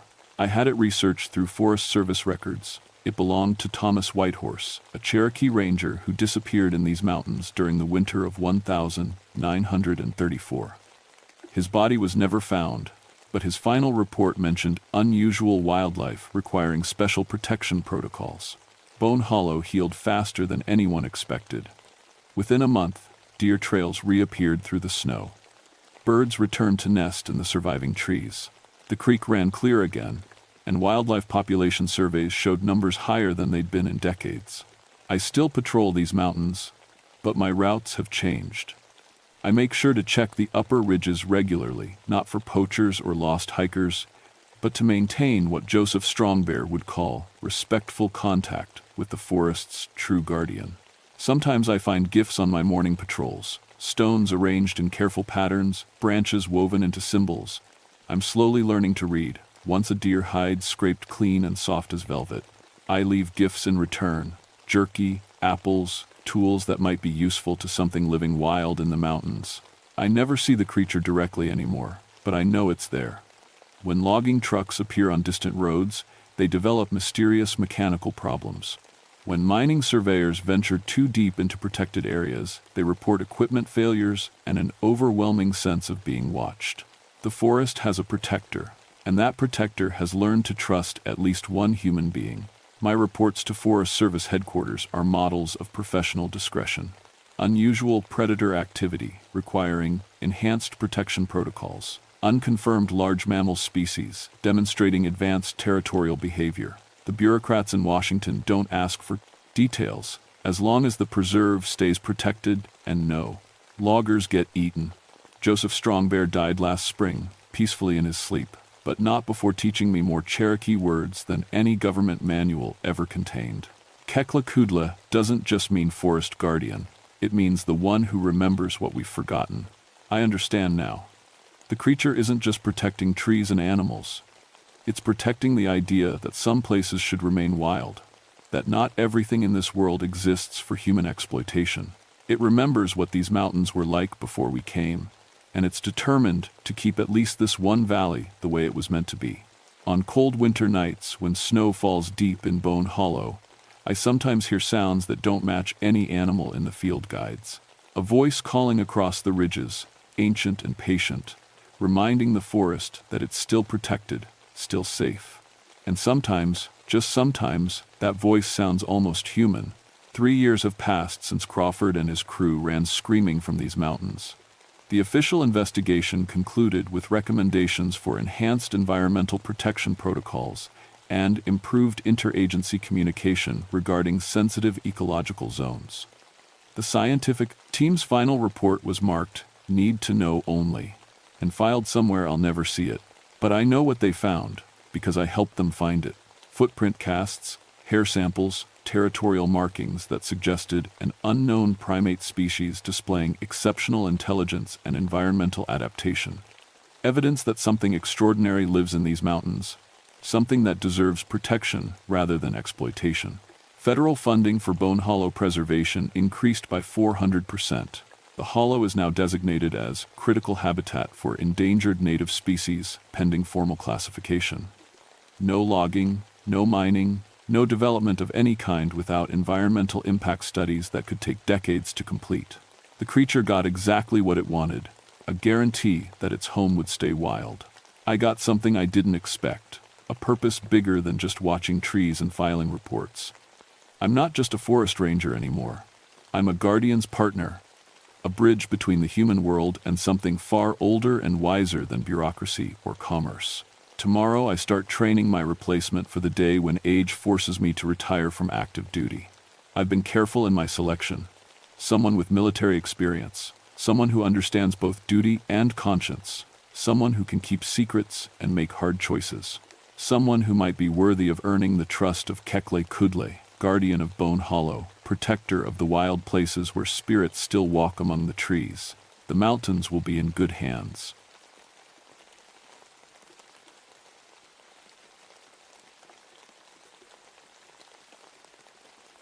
My name is Franklin Caldwell, but folks around here just call me Frank. I've been walking these mountains for 17 years now as a park ranger, and I thought I'd seen everything the Smokies had to offer. Bears, lost hikers, drunk hunters who think they're Daniel Boone, you name it, I've dealt with it. My grandfather used to tell stories about these mountains when I was a kid. Strange stories about hungry spirits and Cherokee curses. Back then, I figured it was just mountain folk trying to scare city people away from their favorite fishing spots. I was wrong about a lot of things. It was October 1983 when everything changed. The leaves were just starting to turn, painting the mountainsides in reds and golds that would make a postcard jealous. I was stationed at the Great Smoky Mountains National Park, working out of the Cades Cove area. At 44, I'd been through enough to know that most supernatural events had perfectly normal explanations. Lost hikers got turned around in the fog. Strange sounds were just elk or wild boar. And those old Cherokee stories? Well, poverty makes people see things that aren't there. The morning it all started, I was drinking coffee in the ranger station when the call came in. A family of 5 from Ohio, the Hendersons, had been reported missing. Last seen 3 days ago at Abrams Falls, about 15 miles into the backcountry. The person who called it in was another camper who'd found their site. I grabbed my gear and headed out. The temperature was dropping fast, maybe down to 35 at night. If the family was still out there, exposure would kill them before anything else did. I'd done hundreds of search and rescue operations, but something felt different about this one. Maybe it was the way the birds had gone quiet, or how my radio kept picking up static that sounded almost like whispers. The Henderson campsite was exactly where the caller said it would be, tucked into a grove of ancient hemlocks near Cataract Falls. What I found there made my stomach turn cold. Their breakfast was still cooking on the camp stove, eggs burned black in the pan, coffee pot still warm. Sleeping bags laid out neat as you please, like they'd just stepped away for a minute and planned to come right back. But they'd been gone for 3 days. I called it in on my Motorola HT220, though the signal was weak this deep in the mountains. Control, this is Caldwell. Found the Henderson camp. Looks like they left in a hurry. Maybe spooked by something. The response crackled back through heavy static. Copy that, Frank. Any sign of animal activity? I looked around the camp again, noting details I'd been trained to spot. No scattered food containers. No torn fabric. No blood. Whatever had made them leave, it hadn't been a bear or mountain lion. Those critters would have torn the place apart looking for food. Negative on animals, I radioed back, but I found tracks leading into the brush. Gonna follow and see where they go. That's when I made my first mistake. I should have waited for backup. The tracks were easy enough to follow at first. 5 sets of footprints in the soft earth near the creek, 2 adults and 3 kids, just like the missing family. But as I followed them away from the campsite, something strange happened. The trail led straight into the thickest part of the rhododendron forest, where no sensible person would go. No marked trails, no clearings, just dense brush that would tear you up something fierce. The footprints showed they'd been running, long strides, deep impressions in the mud. The children's tracks disappeared entirely after about 200 yards, like they'd just vanished into thin air. But the adult tracks kept going, deeper into the mountain. I followed for another quarter mile before I noticed how quiet everything had gotten. No birdsong, no squirrels chattering.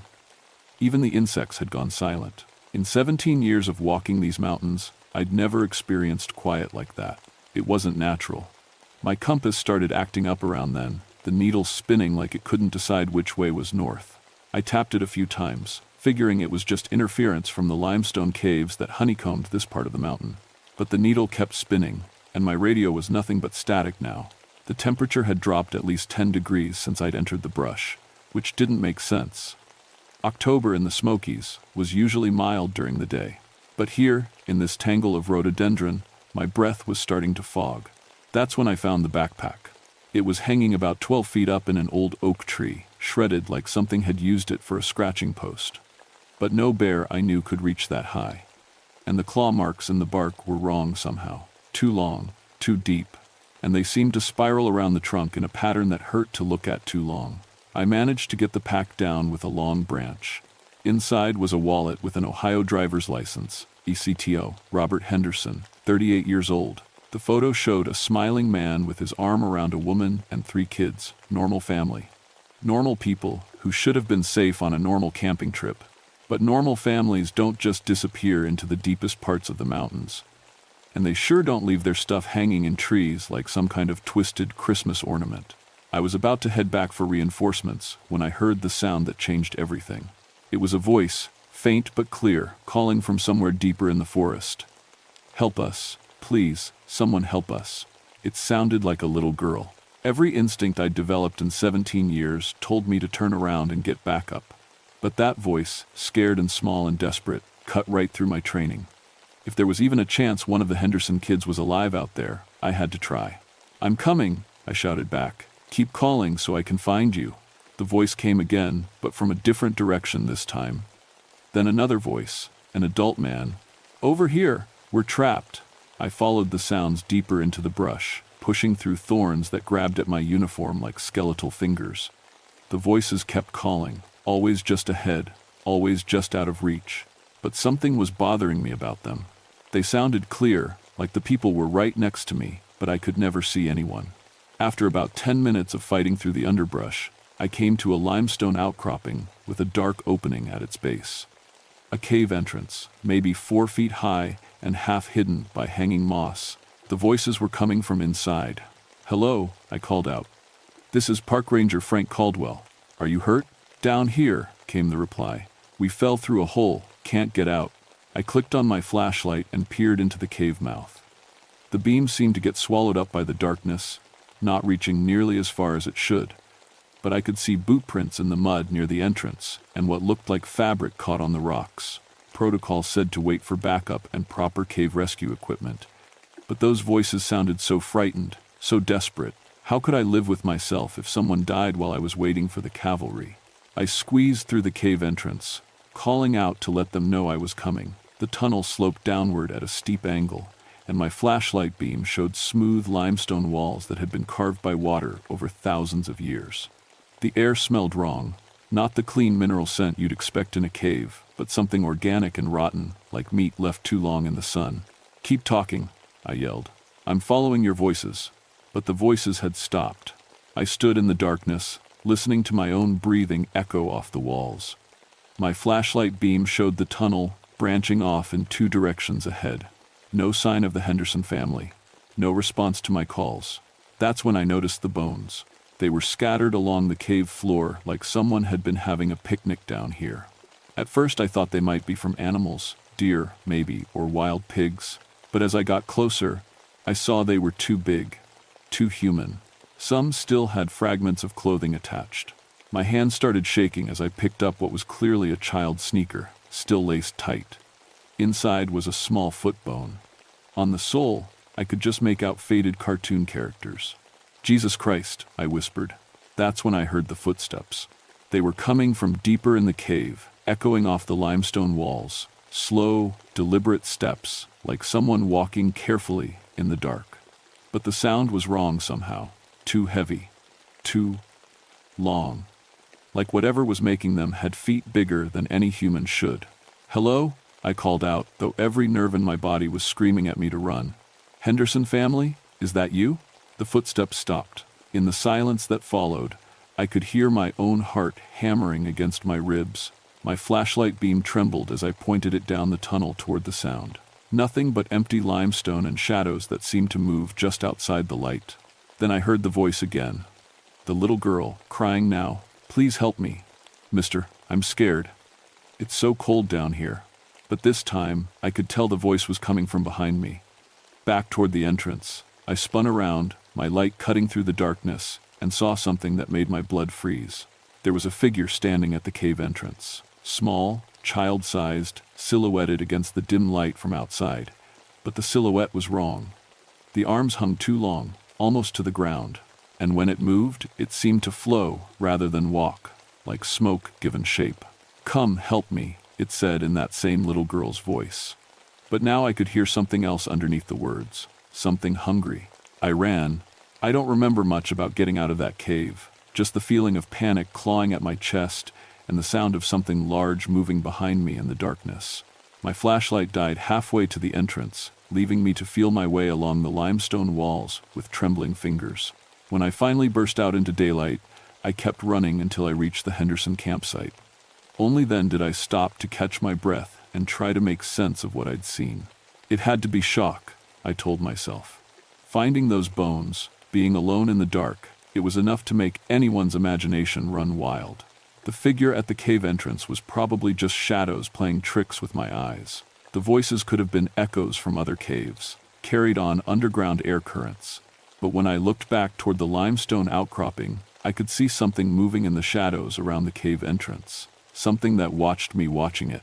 I got on the radio and called for backup, though the static was so bad I could barely make myself understood. "Control, this is Caldwell. I need immediate assistance at the Henderson site. Found evidence of casualties. And I need someone who knows about cave rescue." What I didn't tell them was that I was pretty sure the Henderson family wasn't lost anymore. I was pretty sure they'd been found by something else. Deputy Ranger Carol Henderson arrived 2 hours later with a 3-man search team and 2 tracking dogs. Carol was good people, 5 years younger than me, tougher than most men I knew, and smart enough to question everything. The dogs were German shepherds, trained for wilderness rescue, and they'd never failed to find a trail. Until today. "Show me what you found," Carol said, checking her equipment. She had the same radio I did, plus GPS gear, and enough rope to rappel down into hell if necessary. I led them back to the cave entrance, though I made sure we stayed in a tight group. In daylight, the limestone outcropping looked ordinary enough. Just another cave system in a mountain full of them. But the dogs wouldn't go near it. "What's wrong with them?" asked Tommy Martinez, one of the search team volunteers. He was trying to coax his dog, Rex, toward the cave mouth, but the animal was whimpering and backing away like it had been shocked. "Never seen anything like this," said the other handler, a grizzled old-timer named Pete Hawkins. "These dogs will track a scent through fire if they have to." But they won't even acknowledge there's a trail here. I showed Carol the bones I'd found inside. She examined them with the clinical eye of someone who'd seen her share of wilderness fatalities. These have been here a while, she said. Months, maybe years, but the clothing fragments look recent. There's something else, I said. I told her about the voices, though I left out the part about the figure at the cave entrance. No point in making her think I'd lost my mind. Carol listened without comment, then turned to the search team. Tommy, you and Pete set up a perimeter around this whole area. I want to know about every animal track, every broken branch, every footprint. Frank and I are going to explore this cave system. Ma'am, Pete said carefully, the dogs really don't want us near that place. In my experience, when animals act like that, there's usually a good reason. Noted, Carol replied. But we've got 5 missing people, and this is our only lead. We're going in, but we're going in smart. Full safety protocols. We rigged up a proper cave rescue setup with safety lines and backup lights. Carol had military-grade equipment that made my flashlight look like a birthday candle. But even with all our gear, something felt wrong about going back into that hole. The voices started again as soon as we entered the cave. "Help us," came the cry, echoing from deep in the limestone tunnels. "We're hurt, please help us." But this time, Carol heard them too. "Jesus," she breathed. "How far down do these caves go?" According to my topographic maps, this cave system was mostly unexplored. The limestone in this area was riddled with tunnels and chambers that connected to underground streams. Some of the passages went down 300 or 400 feet before hitting the water table. We followed the main tunnel, our safety rope playing out behind us. The voices kept calling, always from the next chamber, always just out of reach. But we were finding more evidence as we went deeper. Scraps of clothing, personal items, a child's toy, and more bones, lots more bones. "Frank," Carol said quietly, playing her light across a pile of remains in an alcove. "These aren't all from the Henderson family. Look at the clothing. Some of this stuff is old, really old." She was right. Mixed in with modern camping gear were fragments of different clothing. Work shirts that looked like they were from the 1952, a woman's dress that might have been from the 1962, and underneath it all, older things. Much older. "How many people have gone missing in these mountains?" I asked. "More than we like to admit," Carol replied. "But most of them turn up eventually. Lost hikers, hunters who've had too much to drink, they wander out on their own after a few days." "What about the ones who don't turn up?" She didn't answer right away.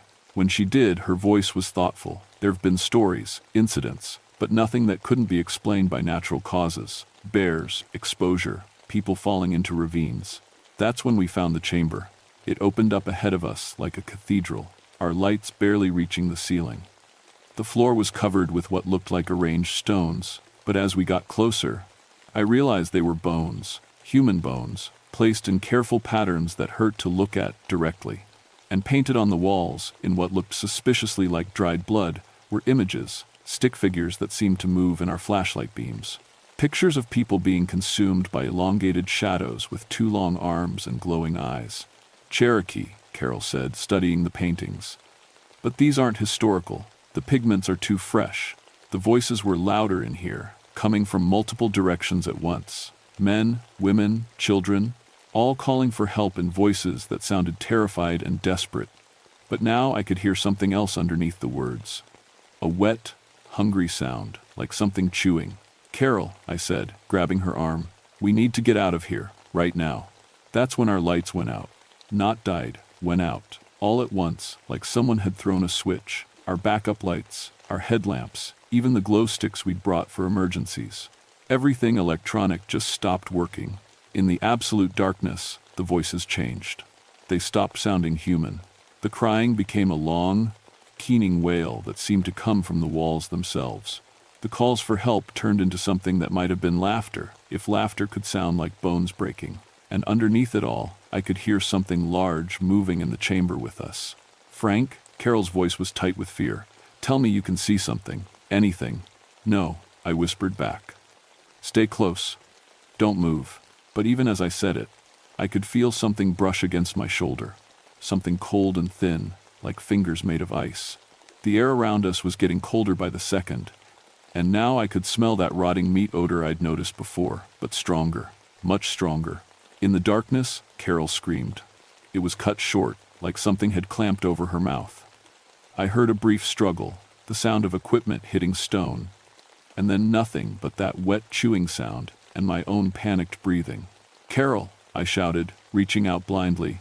"Carol, where are you?" My hands found empty air. Then the safety rope, slack and cut. Then something wet on the cave floor that I didn't want to think about. I was alone in the darkness, with something that had taken my partner. And it was still hungry. I don't know how long I stood there in the dark, listening to sounds that no human should ever have to hear. It felt like hours, but it might have been minutes. Time gets strange when you're trapped underground with something that wants to eat you. When my vision finally started to adjust, I realized there was a faint light coming from somewhere deeper in the cave system. Not electric light, but a pale blue glow that seemed to come from the walls themselves. It was just enough to make out shapes in the darkness. That's when I saw them. They were standing around me in a circle, maybe a dozen of them. At first glance, they looked human. 2 arms, 2 legs, a head where it ought to be. But the proportions were all wrong. They were stretched out like someone had taken a person and pulled them on a rack until they were 8 or 9 feet tall. Their arms hung down almost to the ground, ending in fingers that were too long and tipped with what looked like bone. And their eyes glowed with that same pale blue light. One of them spoke, and I nearly lost my mind when I recognized the voice. It was Carol's voice, clear as day. "Frank, help me, I'm hurt, can't get out." But Carol was gone. I'd heard what happened to her in the dark. Another one spoke in a child's voice. "Mister, I'm scared. Please don't leave me here." Then an old man's voice. "Son, I've been waiting for you. Waiting such a long time." And I knew that voice. I'd been hearing it in my dreams for 32 years. "Dad?" The thing that had spoken in my father's voice tilted its head at an angle that would have broken a human neck. When it smiled, I could see that its teeth were too sharp, and there were too many of them. "Hello, Franklin," it said. "I've been waiting for you to come home." My father had disappeared when I was 12 years old. Went out for a hunting trip in these same mountains and never came back. The search teams found his truck, found his campsite, but never found him. Mom always said he'd just run off, abandoned us like some men do. But I knew my dad. He wouldn't have left us, not willingly. Now I knew what had really happened to him. "You're not my father," I said, though my voice came out as barely a whisper. "Aren't I?" the thing asked. "I have his memories, his voice, his love for you. What makes a man more than his memories, Franklin?" The others were moving closer now, that wet chewing sound coming from somewhere in their throats. I could see Carol's equipment scattered on the cave floor, along with things that had belonged to the Henderson family. And older things. Much older. The Cherokee who died in this valley, the thing continued. They were hungry when they died, so hungry, and hunger like that, it doesn't die with the body. It grows, it feeds, it learns. I noticed something then. Mixed in among the bones on the cave floor were modern items, ranger equipment, a badge that looked familiar. My badge, the one I'd lost 20 years ago when I was just a rookie ranger who'd gotten turned around in these mountains. I'd spent 3 days wandering in circles before finding my way out, with no memory of how I'd gotten lost or how I'd found the trail again. Except I hadn't found the trail, had I? "You let me go," I said, the pieces clicking together in my mind. "That time when I was young. You let me go. We sent you back," the thing said, "to bring others, to lead them to us when the time was right. You've been a very good shepherd, Franklin." I thought about all the search and rescue operations I'd led over the years. How many people had I guided into these mountains? How many had never made it home? I'd always been proud of my record, my success rate. But what if my success had been measured differently? The creatures were close enough now that I could smell them. That rotting meat smell was their breath. Their presence made the air so cold I could see my own breath, and the cave walls were starting to glisten with frost. "Join us," the thing with my father's voice said. "Join your family. We've been waiting so long." That's when I remembered something my grandfather had told me when I was small. A Cherokee prayer my great-grandmother had taught him, back when the mountain people still remembered the old ways. I started to speak the words, barely remembering the pronunciation. The creature stopped moving.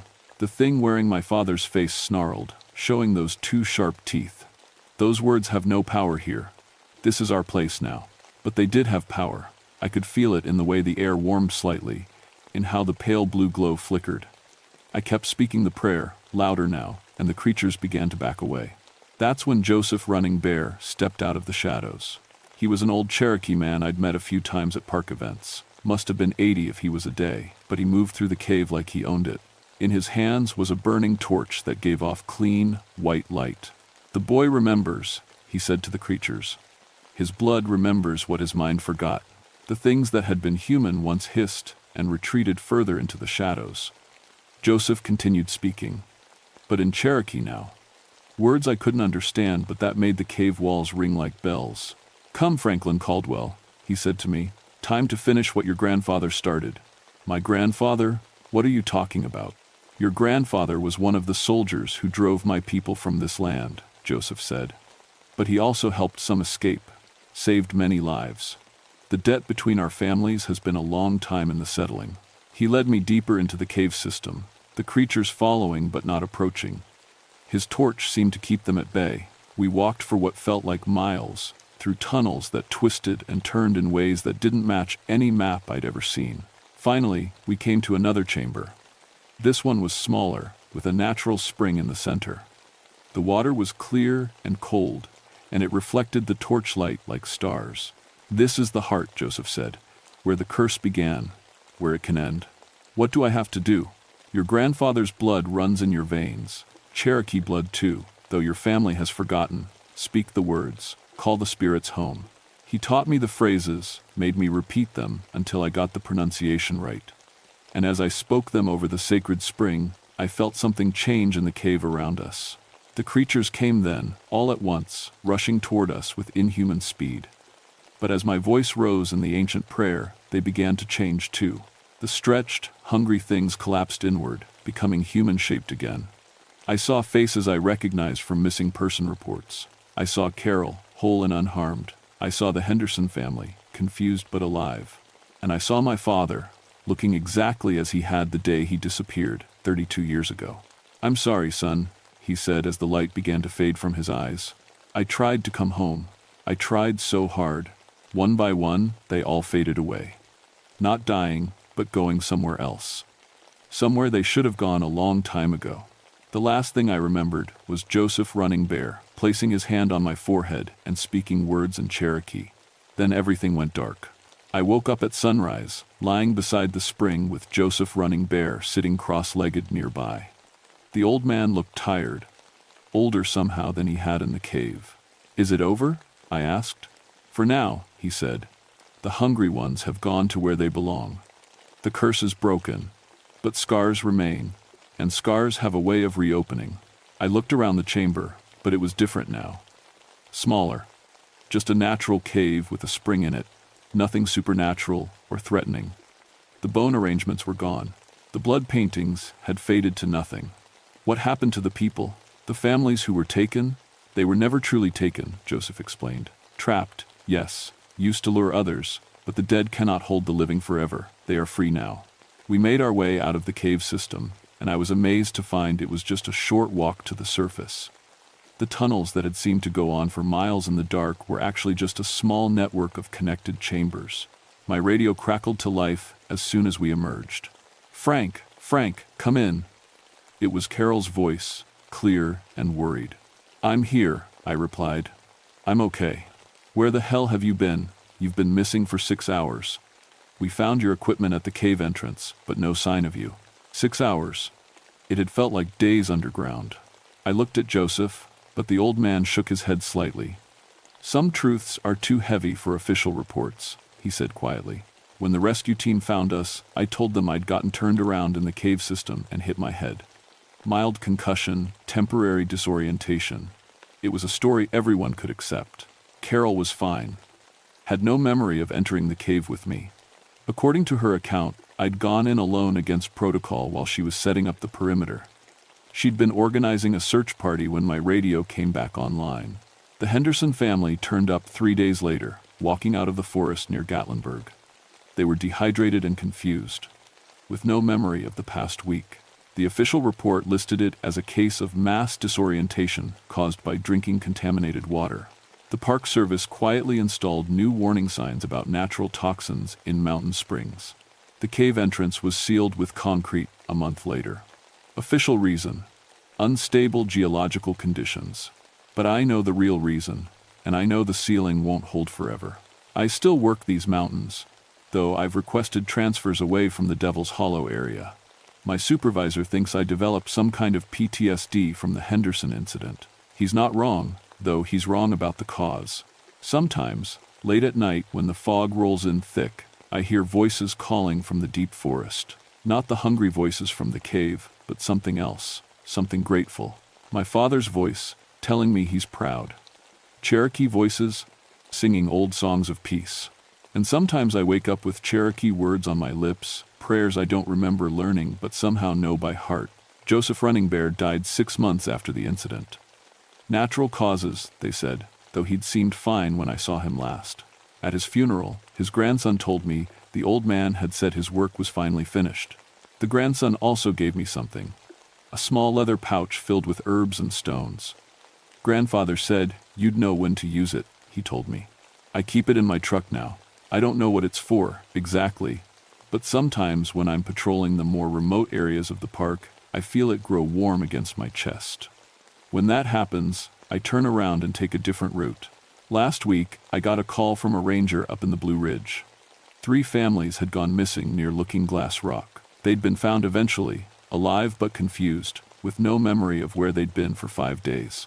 The ranger wanted to know if we'd had similar incidents down here. If I had any advice, I told him I'd call him back. Then, I sat in my truck for a long time, feeling the weight of that medicine pouch and thinking about cycles. About hungers that don't die with the body.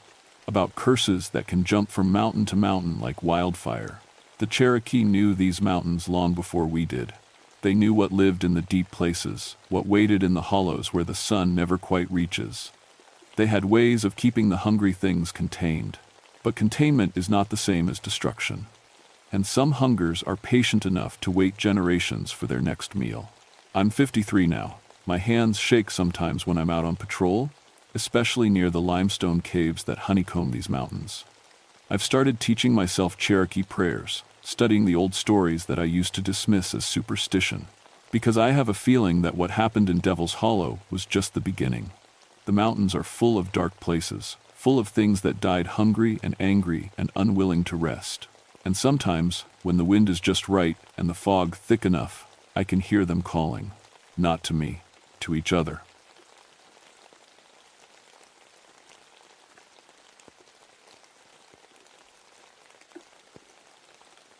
My name is Daniel Hutchinson, and I've been a ranger in Jefferson National Forest for 14 years. People call me Dan. I'm 38, never married, and I've given my whole life to this job. Before this, I was military police. I know how to track things, how to watch without being seen, and how to find answers when things don't make sense. I work the Mount Rogers area in Virginia. It's the highest point in the state at 5,729 feet. Up there, wild ponies run free across the meadows. Tourists love it. They come here thinking they'll see something magical. Most times, all they see are horses and pretty views. It was August 1994. Hot days, cool nights, and storms that came out of nowhere. The summer crowd was thick. Every weekend, we had dozens of people camping in the backcountry. Most of them had no idea what they were doing out there. I've always been a facts man. Military training teaches you that. You trust what you can see, touch, and prove. When people tell me they've seen something strange, I ask questions. I look for tracks. I check the evidence. There's always an explanation. The Cherokee used to hunt these mountains before white folks showed up. During the Civil War, soldiers fought and died here in the winter cold. In the 1800s and early 1900s, miners dug into these hills, looking for copper and coal. Cave-ins killed a lot of them. Their families said the mountains were angry, that the dead miners still walked the hills at sunset. Local people have stories about shadow men who hunt at twilight. Old wives' tales, I always said. People see what they expect to see when they're scared and tired. The meadows above the tree line stretch for miles. Wild ponies graze there like they have for generations. Below that, Thick rhododendron and mountain laurel make walls you can't see through. Rocky outcrops give you views for 30 miles on a clear day. Hidden valleys hold the ruins of old mining camps, rusted equipment, and broken dreams. I'm a law enforcement ranger. I handle the serious stuff in the backcountry: poaching, illegal camping, theft, assault. When Virginia State Police need help with crimes in the wilderness, they call me. I've never had an unsolved case in my area. Never. That's something I'm proud of. The other rangers joke that I could track a ghost if it left footprints. I've found lost hikers in storms, caught poachers who thought they were invisible, and solved crimes that seemed impossible. I do it by sticking to facts and working the evidence. That's why I wasn't worried when the reports started coming in during the third week of August. Ranger Hutchinson, Lisa Webb said that Tuesday morning. She's another ranger, works the visitor center. We've got 3 separate reports of people being followed on the trails. Animals? I asked. No, people. Dark figures walking behind hikers. But when they turn around, nothing's there. I set down my coffee. How far apart were these incidents? All within 2 miles of the old mining area, all between 6 and 8 p.m. I pulled out my notebook. Details matter. Tell me exactly what they saw. The first report came from a family hiking the Appalachian Trail. They said a tall, dark figure had followed them for 20 minutes, human-shaped, but wrong somehow. When they stopped, it stopped. When they moved, it moved. They finally turned around with flashlights, and it was gone. The second report was from 2 college kids camping overnight. They saw someone standing at the edge of their campfire light. Tall, maybe 6 or 7 feet. Looked like a man, but completely black. No features, no clothes they could see. Just a human-shaped shadow. It watched them for 5 minutes, then melted back into the trees. The third report bothered me most. A solo hiker, an experienced guy who'd been coming here for years.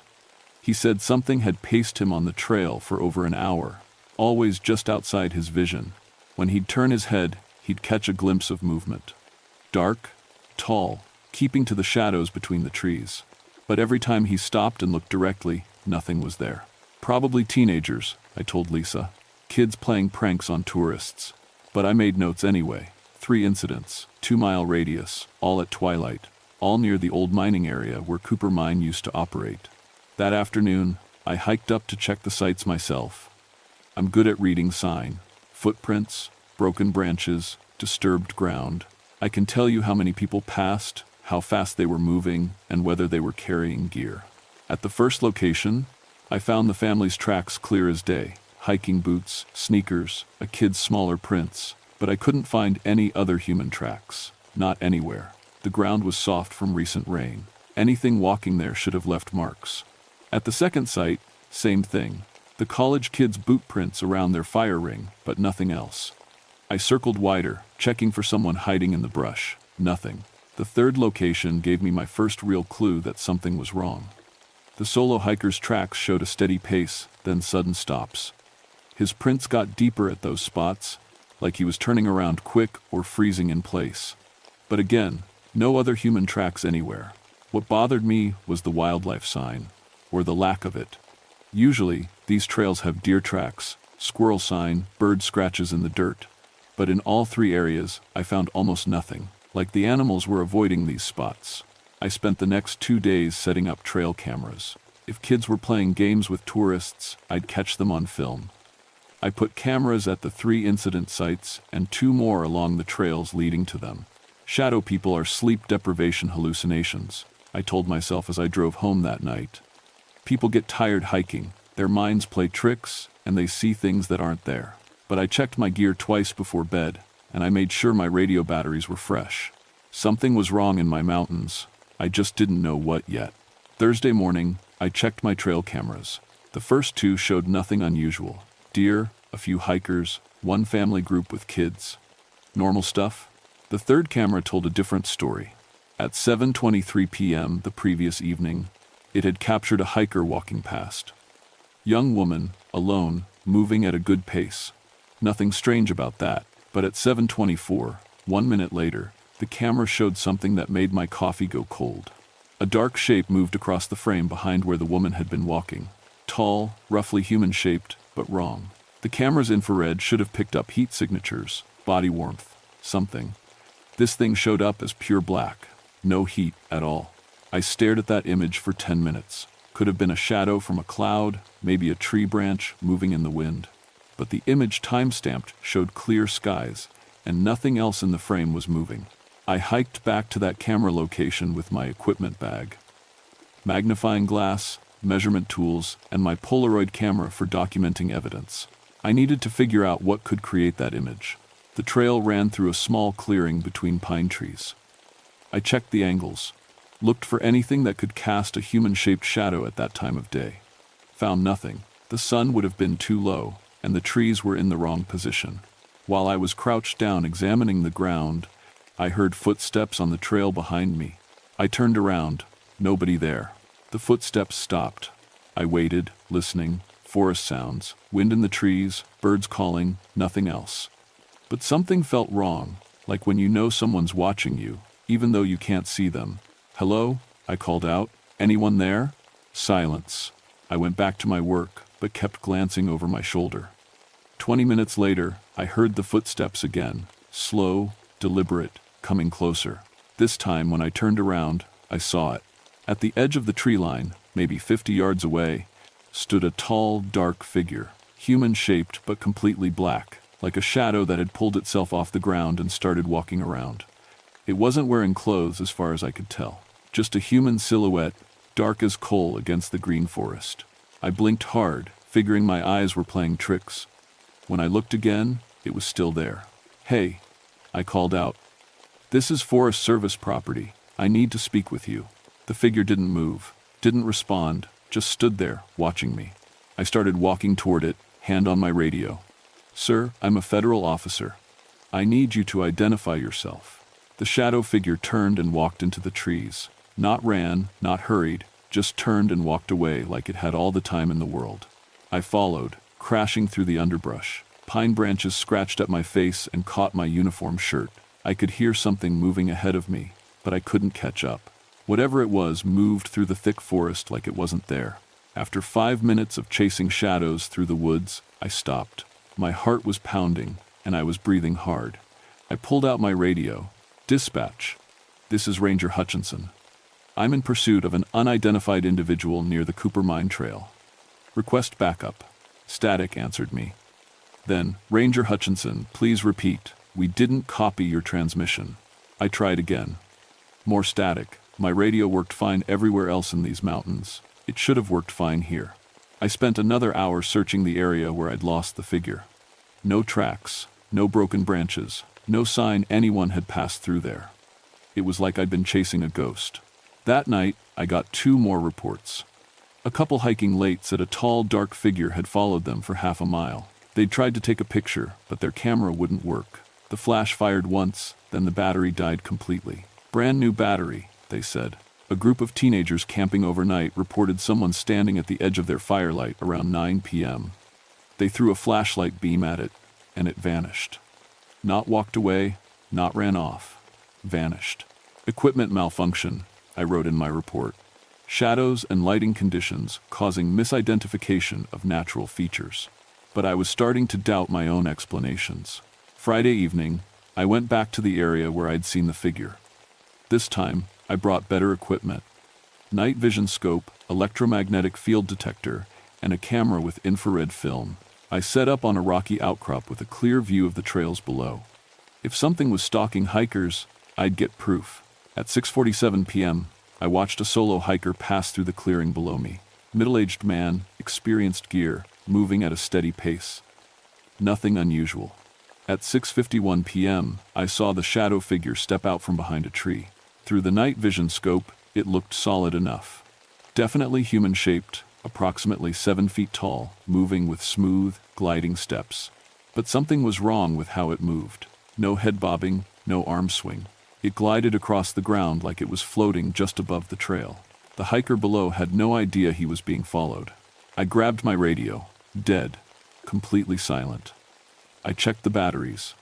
They were fresh that morning, but now the indicator showed empty. I aimed my camera and started taking pictures. The flash fired 3 times, then stopped. The camera died. I looked down at my electromagnetic field detector. The needle was jumping wildly, way beyond anything I'd ever seen before. That's when the figure looked up at me.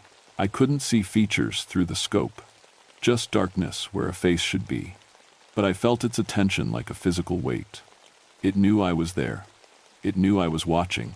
The figure raised one arm and pointed directly at me. Then it vanished. Not walked away, not hidden behind a tree. 1 second, it was there pointing at my position. The next second, the trail was empty. I stayed on that outcrop until well after dark, but nothing else happened. The hiker below continued on his way, never knowing how close he'd come to something that shouldn't exist. Walking back to my truck, I tried to think of logical explanations. Heat mirages, atmospheric conditions, equipment failures. But I kept coming back to one simple fact. I'd seen something that had no right to exist, and it had seen me too. That night, lying in bed, I made a decision. I was going to solve this case like every other case. Follow the evidence, check the facts, and find the truth. No matter how strange that truth might be.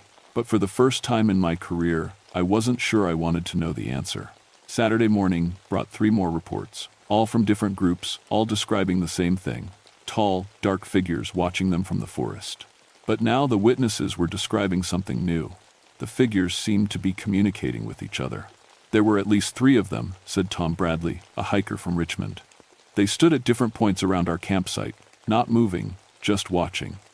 When one disappeared, the others would shift positions, like they were coordinating. Sarah Chen, camping with her boyfriend, described seeing 5 shadow figures surrounding their tent during the night. They didn't make any noise, she said, but we could feel them moving around us. Every time we shined a flashlight in one direction, they'd be somewhere else. The 3rd report came from a family with young kids. They'd cut their trip short and drove straight to the ranger station. The father, Jim Walsh, was shaking when he told me what happened. One of those things followed my 8-year-old daughter to the bathroom area, he said. She came running back screaming, said a tall shadow man was watching her, and when she looked right at it, it waved at her. I interviewed each group separately. Their stories matched too well to be made up. They described the same height, the same human shape, the same way of moving without sound. None of them had talked to each other before coming to report. We need to close this area, Lisa Webb said after the last interview. Whatever's going on up there, it's getting worse. We can't close public land based on unconfirmed reports, I told her. But I was thinking the same thing. That afternoon, I convinced Lisa to come with me on patrol. 2 rangers, full radio contact with dispatch, cameras, and recording equipment. If something was really happening up there, we'd document it properly. We hiked in around 4 p.m., planning to stay until full dark. I'd mapped out all the incident locations, and there was a pattern. Everything happened within a 2-mile circle centered on the old Cooper Mine ruins. Tell me about this mine, Lisa said as we walked. I'd been researching the history all week. Copper Mine, operated from 1890 to 1920. Had several accidents over the years, but the big one was in 1903. Cave-in trapped 12 miners. Bodies were never recovered. Why not? Secondary collapse. The whole main tunnel system came down. Too dangerous to dig them out. We reached the ruins around 5 p.m. Not much left to see. Some concrete foundations, rusted metal, and a few sealed mine entrances. The forest had grown back over most of it, but you could still see where buildings had stood. Spooky place, Lisa said. I agreed. Even in daylight, something felt wrong here. The woods were too quiet. No bird songs, no insect buzzing. Even the wind seemed muted. We set up cameras at 3 positions and started our patrol circuit. The plan was to walk the trails where people had reported sightings, documenting anything unusual. At 6:15 p.m., our radios started acting up. Static, broken transmissions, then complete silence. I checked mine 3 times. Fresh batteries, antenna intact, but no signal.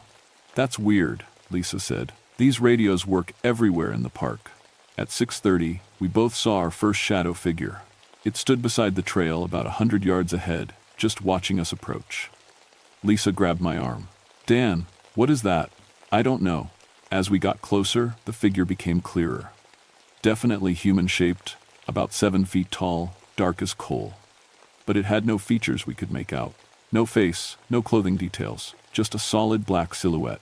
Hello, I called out. "Forest Service. We need to speak with you." The figure turned and walked into the trees. We followed, but lost it immediately in the thick undergrowth. "Did you see how it moved?" Lisa whispered. "Like it was floating." Over the next hour, we saw 4 more shadow figures, sometimes alone, sometimes in pairs. They always stayed just beyond clear sight, always melted away when we tried to approach. But they were definitely watching us, following our patrol route. At 7:45 p.m., things got personal. We were checking the area where the family had reported their encounter when Lisa suddenly stopped walking. "Dan," she said quietly, "look behind us." I turned around. 6 shadow figures stood on the trail we'd just walked, spaced out in a line, blocking our path back to the parking area. "What do they want?" Lisa's voice was tight with fear. "I don't think they want to hurt us," I said, though I wasn't sure why I believed that. "They've had plenty of chances to attack people, but they haven't." We faced the figures for maybe 2 minutes. They didn't move, didn't make any sound, just stood there like dark statues on the trail. Then, one by one, they stepped back into the trees and vanished. "We're leaving," Lisa said, "right now." But when we tried to walk back down the trail, we couldn't find it. The path we'd been following was gone. Trees and bushes blocked every direction that should have led back to our truck. "This is impossible," I said. "I know these trails like my own backyard." We spent 20 minutes searching for any way out of the area. Everything looked wrong, like the forest had rearranged itself while we weren't paying attention. Trails that should have been there were gone. New paths appeared that led nowhere. Finally, just as panic was setting in, the regular trail reappeared exactly where it should have been. We didn't run back to the truck, but we walked faster than normal. Neither of us spoke until we were driving down the mountain. "What do we put in the report?" Lisa asked. "Equipment malfunction, radio interference, potential illegal activity in the area."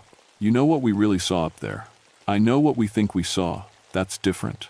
But driving home that night, I kept checking my mirrors. Something was following my truck, staying just outside the reach of my headlights. Every time I'd look directly, nothing was there, but I could feel eyes watching from the darkness beside the road.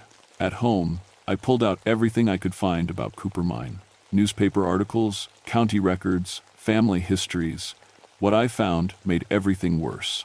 The 1903 cave-in hadn't been an accident. According to a report buried in the county archives, miners had been complaining for weeks before the collapse about dark watchers in the deep tunnels. They said something was down there with them, something that followed them through the mines and watched them work. The final entry in the mine supervisor's log, dated 3 days before the cave-in, said, "Men refused to work night shift. Claim shadows moving in tunnels without lantern light. Found no evidence of intruders, but losing workers daily. May have to close operation if situation continues." The cave-in had trapped 12 men in the main tunnel. According to witness statements, they'd been heard calling for help for 3 days after the collapse. Then the voices stopped. A second collapse made rescue impossible. The mine closed permanently 6 months later. Not because of safety concerns, but because no one would work there anymore. I sat up until 2 a.m. reading those old reports, and one detail kept jumping out at me. Multiple witnesses described the shadow watchers as being about 7 feet tall, human-shaped, and able to move through the mine tunnels without making sound. The same things people were seeing on the mountain trails 90 years later. Sunday morning, I made a decision that would change everything. I was going into Cooper Mine. The entrance had been sealed with concrete in 1920, but I'd noticed something during yesterday's patrol. Fresh air was coming from somewhere near the ruins. If the mine system was still partially accessible, that might explain where the shadow figures were coming from. I didn't tell anyone what I was planning. Lisa would try to stop me, and my supervisor would probably suspend me for violating safety protocols. But after what I'd seen, I needed answers. I hiked in alone with climbing gear, powerful flashlights, and a camera. Around the back of the main ruins, I found what I was looking for. A crack in the rocky hillside that hadn't been there on any old maps. Recent erosion had opened a gap that led underground. The opening was narrow, but I could squeeze through.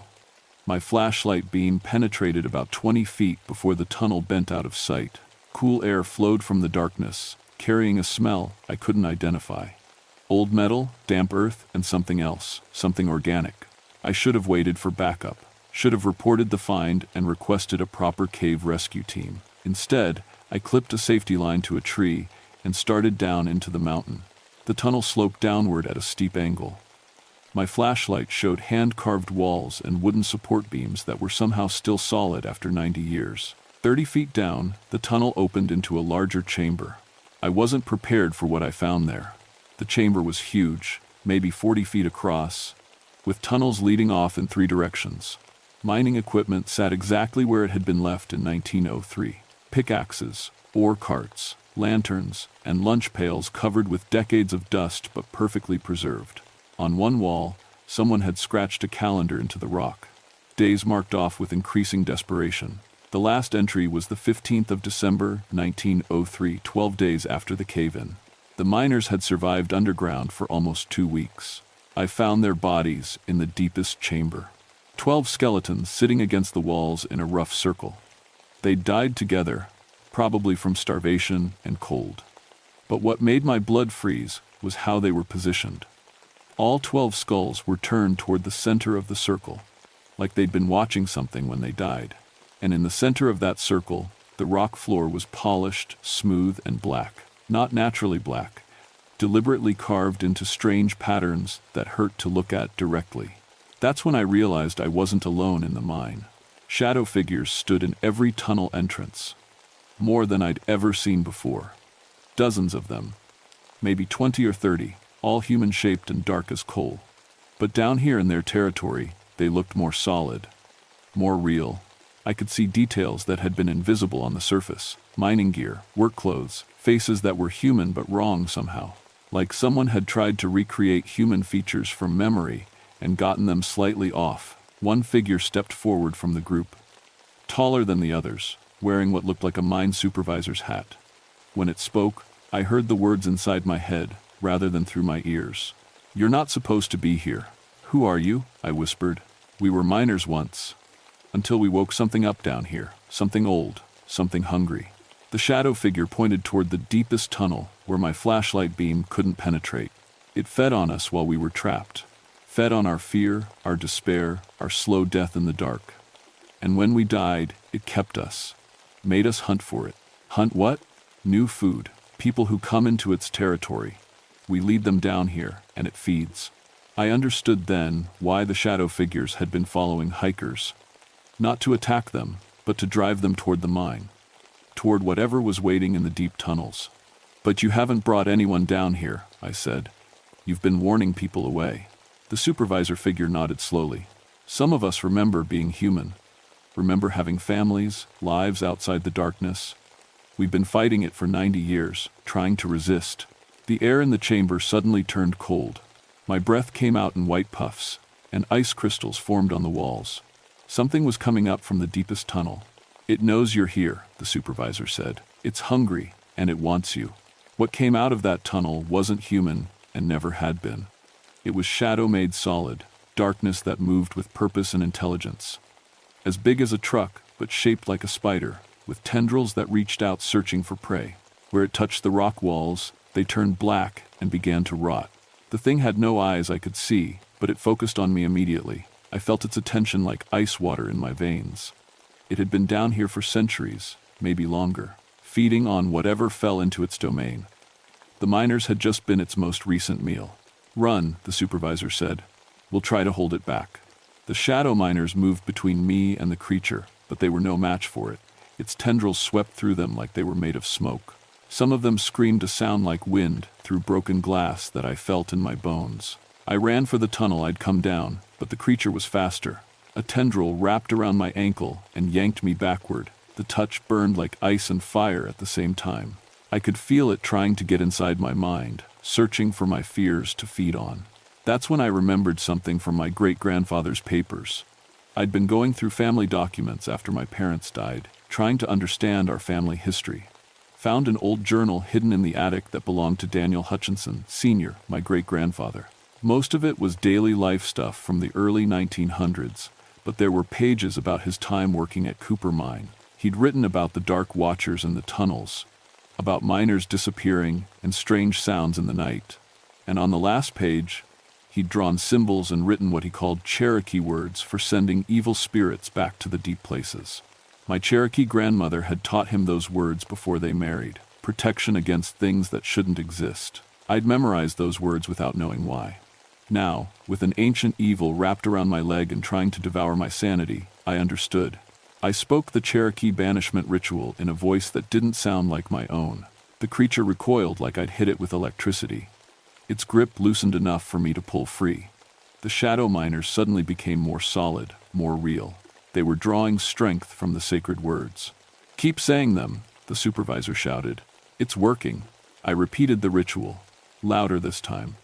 The creature writhed and hissed, its tendrils withdrawing from the walls. Light began to emanate from the shadow miners, not bright light, but a gentle glow like moonlight. Together, we drove the ancient evil back into its deepest lair. The shadow miners formed a circle around the tunnel entrance, their light creating a barrier it couldn't cross. "It's trapped," the supervisor said, "for now. But the barrier won't hold forever. Someone needs to maintain the seal." How? Cherokee knowledge. Your great-grandfather knew but couldn't use it alone. The words need to be spoken by someone connected to this place, someone who understands both worlds. I understood. This was why my family had come to these mountains. Why my great-grandfather had worked in the mine despite the danger. Why I'd become a ranger in this exact area. 3 generations preparing for this moment. The shadow miners began to fade as the first light of dawn filtered down through the tunnel entrance. But before they disappeared completely, the supervisor spoke one last time. "Thank you. We can rest now." One by one, the trapped spirits dissolved into points of light that rose up through the rock toward the surface. After 90 years of fighting an ancient evil, they were finally free to move on. I climbed out of the mine into the morning sunshine, my head full of Cherokee words and the knowledge that some things are more important than facts and evidence. I sealed the mine entrance with concrete and steel, then had the area officially classified as geologically unstable. The paperwork made it illegal for anyone to enter the old mining area without special permits. In my official report, I wrote that environmental remediation had resolved the safety concerns in the Mount Rogers area. No mention of shadow figures or ancient evils. Just routine maintenance to protect public safety. The shadow sightings stopped completely after that day in the mine. Hikers reported that the area felt different, somehow more peaceful, less threatening. The wild ponies started grazing in meadows they'd avoided for years. Lisa Webb noticed the change too. "Whatever was bothering people up there," she said, "it's gone now. I developed abilities I'd never had before. I could sense supernatural presences, could tell when something didn't belong in the natural world. It was like my encounter with the ancient evil had opened a door in my mind that could never be completely closed." Other parks started consulting me about unusual incidents. Rangers from across Appalachia would call when they encountered things that couldn't be explained through normal channels. I became the guy you talked to when the impossible happened in your territory. My Cherokee grandmother's knowledge, passed down through my great-grandfather, became part of my ranger toolkit. I learned more about spiritual protection, about the old ways of keeping ancient evils contained. Some mountains hold things that are older than human memory, and sometimes those things wake up. I visit the sealed mine entrance once a month, checking the spiritual barriers and making sure nothing has disturbed the protective symbols I carved into the concrete. The Cherokee words still echo in my mind, ready to be spoken if needed. The local mountain families know what really happened up there, even if they don't talk about it openly. They bring me tobacco sometimes, asking me to leave it at the mine entrance as an offering for the dead miners. I always do. My supervisor commended me for resolving the situation without any civilian injuries or major incidents. My case clearance rate remains perfect. The other rangers still joke that I could track a ghost, not knowing how close to the truth they are. But late at night, when I'm alone in my cabin, I sometimes hear whispers in Cherokee drifting through the forest. Protective words, warning me about other dark places in these ancient mountains. Reminding me that my family's obligation didn't end with Cooper Mine. There are other mines in Appalachia. Other deep places where things that shouldn't exist might be stirring. And when they wake up, someone needs to be ready. My name is Daniel Hutchinson, and I'm a ranger in Jefferson National Forest. I protect these mountains from dangers most people never know exist. And sometimes, late at night when the wind is just right, I can hear the grateful whispers of 12 miners who finally found their way home. The shadow stalkers are gone, but I remain. Watching, waiting, ready to speak the old words, if darkness ever rises from the deep places again. Because some debts take generations to pay, and some knowledge is too important to let die. The mountains remember everything, and now, so do I.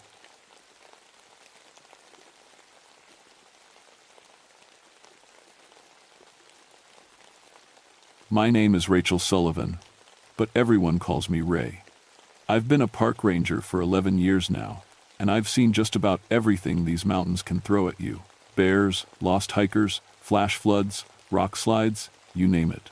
But I've always believed that everything has a scientific explanation.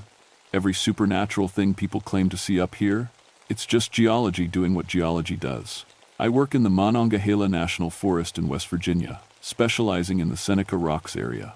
It's this massive quartzite formation that shoots up 900 feet from the valley floor like God's own skyscraper. The locals call one particular ridge Devil's Backbone, a narrow strip of rock connecting two peaks at 4,863 feet. It's technical climbing territory, the kind of place that separates the weekend warriors from the real deal. I love it up there. Got my geology degree specifically because I wanted to understand how these ancient rocks formed millions of years ago. When I became a ranger, it wasn't just about protecting the forest. It was about sharing the science behind these incredible formations. Every time some tourist asks me about the haunted mountain, I explain plate tectonics and erosion patterns. Facts, not fairy tales. The Cherokee used to consider Devil's Backbone a sacred place, somewhere they'd send young warriors for vision quests. The tribal elder, Mary Crow Dog, still lives down in the valley. Sweet old lady, but she's always warning climbers about stone spirits and ancient curses. I respect her culture, but I deal in evidence. Temperature readings, geological surveys, equipment inspections, things you can measure and prove. My fiancé Jake works here too, teaching rock climbing and leading technical rescues. We met on this crazy helicopter evacuation 3 years ago when some kid fell and broke his leg halfway up the Devil's Backbone. Jake rappelled down to stabilize him while I coordinated from the top. We worked together like we'd been partners for years. He proposed last month, right there on the summit, with the whole valley spread out below us like a green carpet. We're planning our wedding for next summer, actually having the ceremony right up on Devil's Backbone. Jake thinks I'm crazy, but I want to get married where we fell in love. Besides, I know that rock formation better than anyone. Every crack, every ledge, every route up and down. If there was anything dangerous about it beyond the normal climbing risks, I'd know. This is peak climbing season. June in West Virginia means perfect weather, long days, and climbers from all over the world coming to test themselves against our rocks. We've got an international competition scheduled for next month. Everything's been going smoothly until this week. That's when 3 experienced climbers died on what should have been an easy route. I keep telling myself there's got to be a logical explanation. Equipment failure, sudden weather change, human error, something that makes sense. But I've been climbing these rocks for over a decade, and I've never seen anything like this. The weird thing is, all 3 victims were experts, not weekend tourists or overconfident beginners, real climbers with years of experience. Tom Bradley, Sarah Chen, and Miguel Santos. I knew all of them personally. They'd climbed Devil's Backbone dozens of times before. The route they were on is called Easy Street. It's literally what we use to teach beginners. A 5.4 grade climb, which means most people could practically walk up it. These 3 could have done it blindfolded in the middle of a storm. But somehow, they all fell. At the same time, from the same section of rock they'd climbed successfully many times before. I spent the morning examining their equipment, trying to make sense of what happened. Everything was perfect. Ropes, harnesses, protection, even their helmets. No wear, no damage, no signs of failure. The gear was exactly how it should be, which made the whole thing even more confusing. Their climbing partners, 2 guys named Rick and Dave who'd been on easier routes nearby, gave me the strangest testimony I'd ever heard. They said Tom, Sarah, and Miguel had been climbing normally, talking and joking around like always. Then, about 50 feet up the rock face, all 3 of them just stopped. They started acting weird, Rick told me, his hands shaking as he sipped coffee from my thermos, just staring at the rock like they were seeing something we couldn't see. Then Sarah started screaming. Stara started screaming. What was she screaming? I asked. Something about the mountain being alive, about something moving inside the rock. Rick shook his head. These weren't beginners, Ray. Sarah's been climbing for 15 years. She doesn't spook easy. Dave nodded, looking pale. Miguel was next. He started yelling in Spanish, something about spirits in the stone. Then he just let go. Didn't even try to catch himself. Just released his hold and fell. That didn't make any sense. Climbers have this thing called a survival instinct. Even if you panic, your body automatically tries to save itself. You don't just let go of the rock face unless something's seriously wrong with your head. And Tom? I asked. Tom lasted the longest, Dave said quietly. He was trying to talk Sarah and Miguel down, telling them to focus on their holds. But then he started crying. This big, tough guy who's climbed all over the world, and he was crying like a scared kid. His last words before he fell were, "The mountain is alive and hungry." I wrote it all down, but none of it made sense. Hallucinations aren't something that just happens to experienced climbers on easy routes in perfect weather. I checked the local hospital records. No reports of bad drugs going around, no contaminated water supplies, nothing that would explain 3 people losing their minds at the same time. That afternoon, I decided to climb the route myself. Jake wasn't happy about it, but I needed to see what they might have seen. Maybe there was a gas leak from some underground source or unusual mineral deposits affecting their judgment. Something scientific. The first 40 feet felt normal. Solid quartzite, good handholds, exactly what I expected. But as I reached the section where they died, something felt different. It started as a weird vibration through the rock. Not an earthquake. I've felt plenty of those. This was more like a pulse, almost like a heartbeat coming from deep inside the mountain. I checked my hands, wondering if I was imagining it, but the vibration was definitely there. Then the temperature dropped. Not gradually, like a cloud passing over the sun. Instantly, like someone had opened a freezer door. My breath started misting, even though it was 70 degrees at the base of the cliff. Ice actually began forming on the metal hardware of my climbing gear. That's when I heard the voices. They were speaking Cherokee. I'd heard enough from Mary Crow Dog over the years to recognize the language. The words seemed to come from inside the rock itself, like the stone was whispering. I couldn't understand what they were saying, but the tone was angry, warning, threatening. I looked down to signal Jake, but he was too far away to hear me over the wind that had suddenly picked up. When I looked back at the rock face, something made my blood freeze. There were handprints pressed into the stone. Not carved, pressed, like someone had pushed their hands into soft clay, except this was solid quartzite that had been here for millions of years. The prints were still warm when I touched them. I rappelled down fast, my heart hammering. Jake could tell something was wrong the moment I hit the ground. "What happened up there?" he asked. "You look like you saw a ghost." I almost laughed at that. Ghost would have been easier to explain than what I'd actually experienced. But I'm a scientist. There had to be a logical reason for everything I'd felt and seen. Probably just the stress of the investigation, I told him. Let me check the geological surveys, see if there's been any recent seismic activity. But deep down, I was starting to wonder if Mary Crow Dog might not be as crazy as I'd always thought. The next few days brought more climbers and more problems. Word was spreading through the climbing community about the 3 deaths. But instead of scaring people away, it was attracting the thrill seekers, the kind of climbers who think danger makes things more exciting. I tried to warn them off Devil's Backbone, suggesting other routes in the area, but they wouldn't listen. "Come on, Ray," one of them said. "You don't actually believe in ghosts, do you? You're a scientist." I wanted to agree with him. I wanted to go back to my nice, logical world, where rocks were just rocks and everything had a reasonable explanation. But then Jake started having the dreams. He woke me up the 3rd night, thrashing around and mumbling in his sleep. When I shook him awake, his eyes were wide and terrified. "I was climbing," he said, his voice shaky. "But the mountain, Ray, the mountain was breathing. I could feel it expanding and contracting under my hands. And there were people inside it, trapped in the stone, trying to claw their way out. Jake's not the type to have nightmares. He's steady as a rock, the guy who stays calm when everyone else is panicking. Seeing him scared made my own fear worse. I spent the morning researching the area's history, looking for anything that might explain what was happening. That's when I found the old geological survey from 1896, buried in the state archives.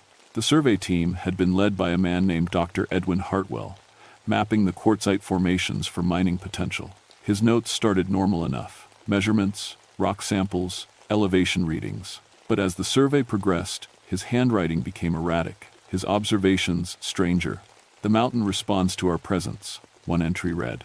"The stone formations seem to shift when we're not looking directly at them." Team members report feeling watched. The final entry, dated just before Hartwell disappeared, was barely legible. "The Cherokee were right. This place is alive. It's testing us, judging us. I can hear it thinking. God help me, I can hear it thinking." They found Hartwell's body 3 weeks later. According to the report, he'd somehow fallen into a crack in the rock face that was too narrow for a human body. But there he was, squeezed into the stone like it had opened up to swallow him and then closed again. That afternoon, another climber went missing. Lisa Park, a professional guide from Colorado with 20 years of experience. She'd gone up Devil's Backbone alone, which was against regulations, but guides sometimes bent the rules. Her climbing partner found her gear at the base of the cliff: helmet, ropes, everything neatly arranged in a circle on the ground. But no Lisa. We searched for 3 days. Helicopters, rescue teams, dogs, the full treatment. Finally found her on a ledge halfway up the north face, a section of rock that's completely unclimbable without technical gear. She was unconscious, dehydrated, but alive. When she woke up in the hospital, her story made no sense. "I was climbing normally," she told me, staring at the ceiling with hollow eyes. "Then suddenly, I wasn't on Devil's Backbone anymore. I was inside the mountain, in this huge cavern filled with people. All the climbers who'd died over the years, just standing there, staring at me. They told me I had to choose: join them permanently or leave and never come back." "How did you get to that ledge?" I asked. Lisa looked at me like I was crazy. "What ledge?" "I woke up right where I started climbing. You found me at the base of the cliff." But that wasn't true. We had photos, GPS coordinates, witness statements.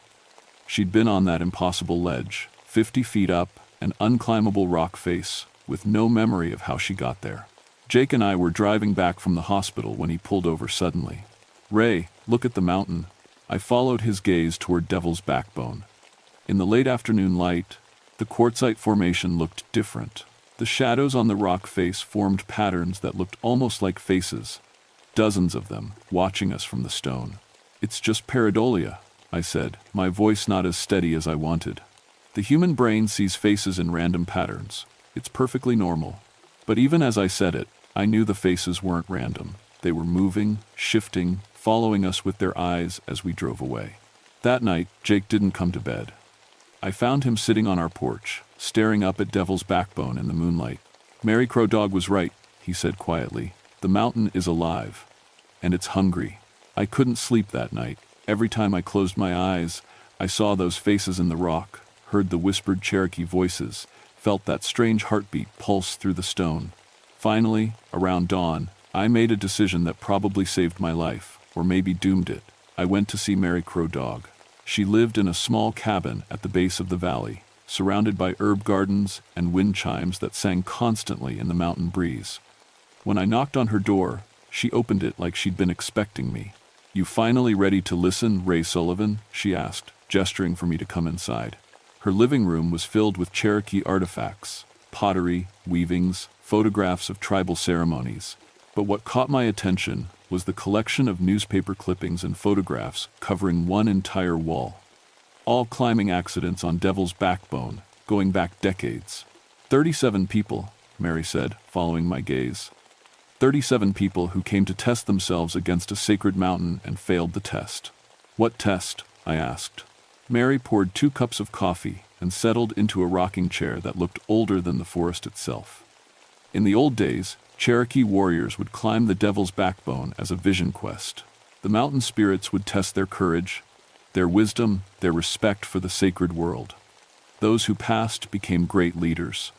Those who failed, she gestured toward the wall of photographs. But that was when we understood the rules. Mary continued. When we came with prayer and ceremony, with respect for the spirits who guard that place, white men come with ropes and metal gear, treating the sacred mountain like a playground. The spirits don't like being ignored. I set down my coffee cup with shaking hands. You're saying the mountain is actually alive. Not alive like you and me. Alive like the earth itself is alive, with its own spirit, its own purpose. Devil's Backbone has been a testing ground for over 1,000 years. The spirits of all those who failed the test still live in the rock, and they're the ones doing the judging now. Mary stood up and pulled an old leather journal from a wooden chest. Dr. Hartwell understood. At the end, he left this with my grandfather before he went back to the mountain for the last time. I opened the journal with trembling fingers. Hartwell's final entries described exactly what I'd been experiencing: the voices, the handprints, the sensation of the rock being alive. But his last entry was different from the official report I'd read. I understand now, he'd written. The mountain isn't evil, it's protective. It's trying to preserve something sacred from people who don't understand what they're dealing with. The spirits offer a choice: respect the sacred nature of this place, or join them as guardians forever. I choose to become a guardian. Someone needs to protect this place from people like me. So he went back voluntarily? I asked. Mary nodded. And he's still there, trying to warn people. Just like all the others who failed the test but found wisdom too late. That's when I realized what I had to do. I need to climb Devil's Backbone, I said. Not as a scientist or a ranger, but the way your people did it. As a spiritual test. Mary studied my face for a long moment. It's dangerous, Ray. The spirits have been angry for many years. They might not be willing to listen. People are dying, I said. And more will die if this continues. I have to try to make peace between the climbing community and the mountain spirits. You can't do it alone, Mary said. The test requires witnesses, people who care about the outcome. Your young man, he'll need to come too. That evening, I explained everything to Jake. I expected him to think I'd lost my mind, to try to talk me out of it. Instead, he just nodded. I've been feeling it too, he said. The mountain's been calling to me in my dreams, I think. I think it wants us both to come. We spent 2 days preparing with Mary's help. No modern climbing gear, just traditional methods. Leather ropes, wooden tools, prayers, and ceremonies to show respect. Mary taught us Cherokee words for asking permission, for showing humility, for promising to protect the sacred place. On the morning of the summer solstice, we began our climb. The climb started before dawn, with Mary Crow Dog singing traditional prayers at the base of Devil's Backbone. The mountain felt different this time. Not hostile, but watchful. Like it was deciding whether we were worthy of its attention. Jake and I climbed together, using the old techniques Mary had taught us. No metal hardware, no high-tech gear, just rope and wood and faith. About halfway up, the spirits began to test us. The rock face started changing. Handholds appeared and disappeared, forcing us to trust our instincts rather than our technical training. The Cherokee voices returned, but this time they weren't threatening. They were guiding, showing us the safe path up the sacred mountain. Near the summit, we encountered them directly. The spirits of Cherokee warriors materialized on ledges around us, translucent but clearly visible in the morning light. Behind them stood the climbers who'd died over the decades, not as victims, but as guardians who'd found their purpose in protecting the sacred site. Dr. Hartwell appeared last, his Victorian-era climbing clothes strange among the ancient Cherokee spirits. He spoke directly to me, his voice echoing strangely in the thin air. You understand now, he said. This place isn't meant to be conquered, it's meant to be respected. The spirits will allow climbing, but only by those who approach with proper humility and knowledge of what they're dealing with. What do we need to do? I asked. Become the bridge, Hartwell replied. Teach climbers the old ways alongside the new techniques. Show them that Devil's Backbone isn't just rock, it's a living sacred site that demands respect. Jake and I completed the climb as the sun reached its peak.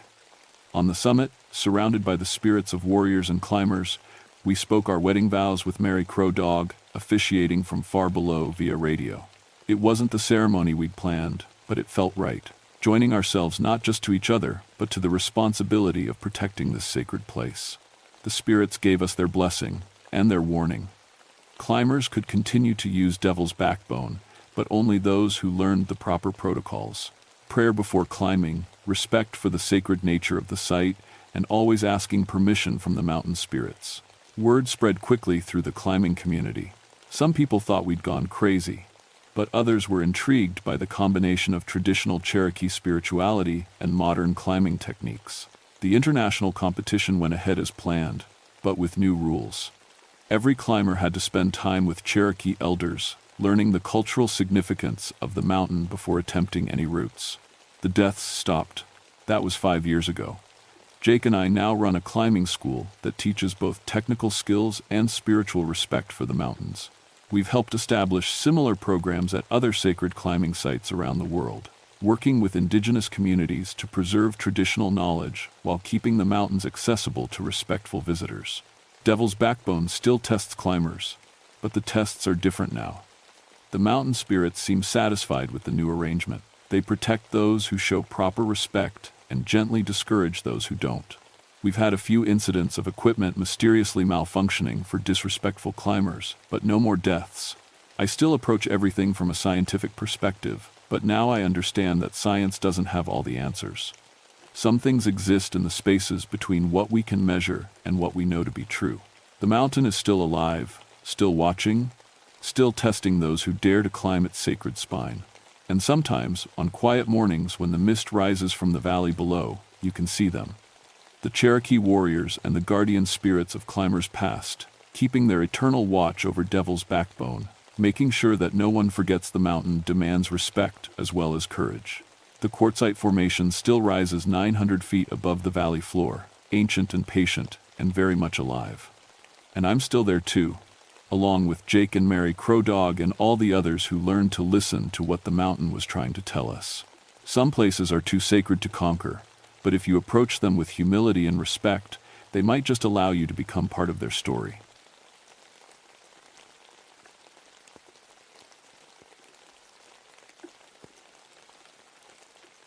My name is Kate Morrison, and I've been a park ranger for 13 years. I work in the Daniel Boone National Forest in Kentucky, where the mountains are old and the people still tell stories about things that happened long ago. I don't believe in those stories. Witches, ghosts, curses, all that stuff is just nonsense. People make up scary tales when they can't explain what really happened. I have a psychology degree, and I know how the human mind works. Fear makes people see things that aren't there. That's what I believed until 3 college girls disappeared near a place the locals call Witch's Ridge. It was October 1991, and the leaves were turning red and gold. Perfect hiking weather, except these 3 girls, Jessica, Amanda, and Sarah, never came home from their camping trip. Their families called us when they didn't show up at school on Monday morning. I found their campsite on Tuesday. Everything was wrong about it. Their backpacks were arranged in a perfect circle with their personal things, books, hairbrushes, a radio placed between them in careful patterns. Someone had drawn strange symbols in the dirt with a stick, stars and circles and lines that looked like they might mean something important. But there were no signs of trouble. No scattered gear, no half-eaten food, no footprints leading away. It was like 3 people had just decided to vanish into thin air. "Maybe they just walked off into the woods," said Deputy Harris from the state police. "Young folks do stupid things sometimes." I nodded, but I knew he was wrong. These girls had been careful, organized campers. They wouldn't just wander off and leave all their gear behind. That night, I made my first mistake. Instead of going home, I decided to camp near their site. Professional reasons, I told myself. In case they came back? Really, I think I just didn't want to face my empty house. My ex-husband was trying to take custody of my 15-year-old daughter Ashley, saying that a woman who lived alone in the woods wasn't a fit mother. Maybe he was right. I set up my tent and tried to sleep. That's when the dreams started. I dreamed about a woman in old-fashioned clothes, long skirt, white shirt, hair pinned up like they wore it 100 years ago. She was teaching me about plants, showing me which ones could heal fever and which ones could ease pain. "The old ways aren't lost," she said in the dream. "They're just waiting for the right students." I woke up knowing things I'd never learned. I could look at the plants around my campsite and somehow know what they were good for. Willow bark for fever, echinacea for fighting sickness. Other plants with names and uses that filled my head like someone had downloaded information directly into my brain. The strangest part was finding a piece of paper in my notebook that I didn't remember writing. It was a recipe for tea that would calm the mind and open the spirit, written in handwriting that looked like mine but somehow wasn't. I told myself it was stress. The missing girls, the custody battle, too many nights sleeping outside instead of in a real bed. People's minds play tricks when they're tired and worried. But as I packed up that morning, I couldn't shake the feeling that someone was watching me from the trees. Someone who wanted to teach me things I wasn't sure I wanted to learn. The second day brought more problems and no answers. Our helicopter pilot reported weird electrical problems over a certain part of the ridge. His compass spun like a carnival ride, and his radio filled with static. 20 years of flying, and he'd never seen anything like it. The search dogs wouldn't track past a certain point. They'd follow the scent for about 100 yards, then just sit down and refuse to go any farther. The handlers said they'd never seen their dogs act like that. By afternoon, I was running out of normal search methods. Time to ask the locals, the families who'd lived in these mountains for generations and knew every ridge and hollow. Mrs. Eleanor Hutchins was 83 and sharp as a knife. Her family had lived in the same cabin since before the Civil War. Those girls came by here 3 days ago, she told me over coffee, that could strip paint, asking about Sarah McBride, wanting to know where she was buried. Who's Sarah McBride?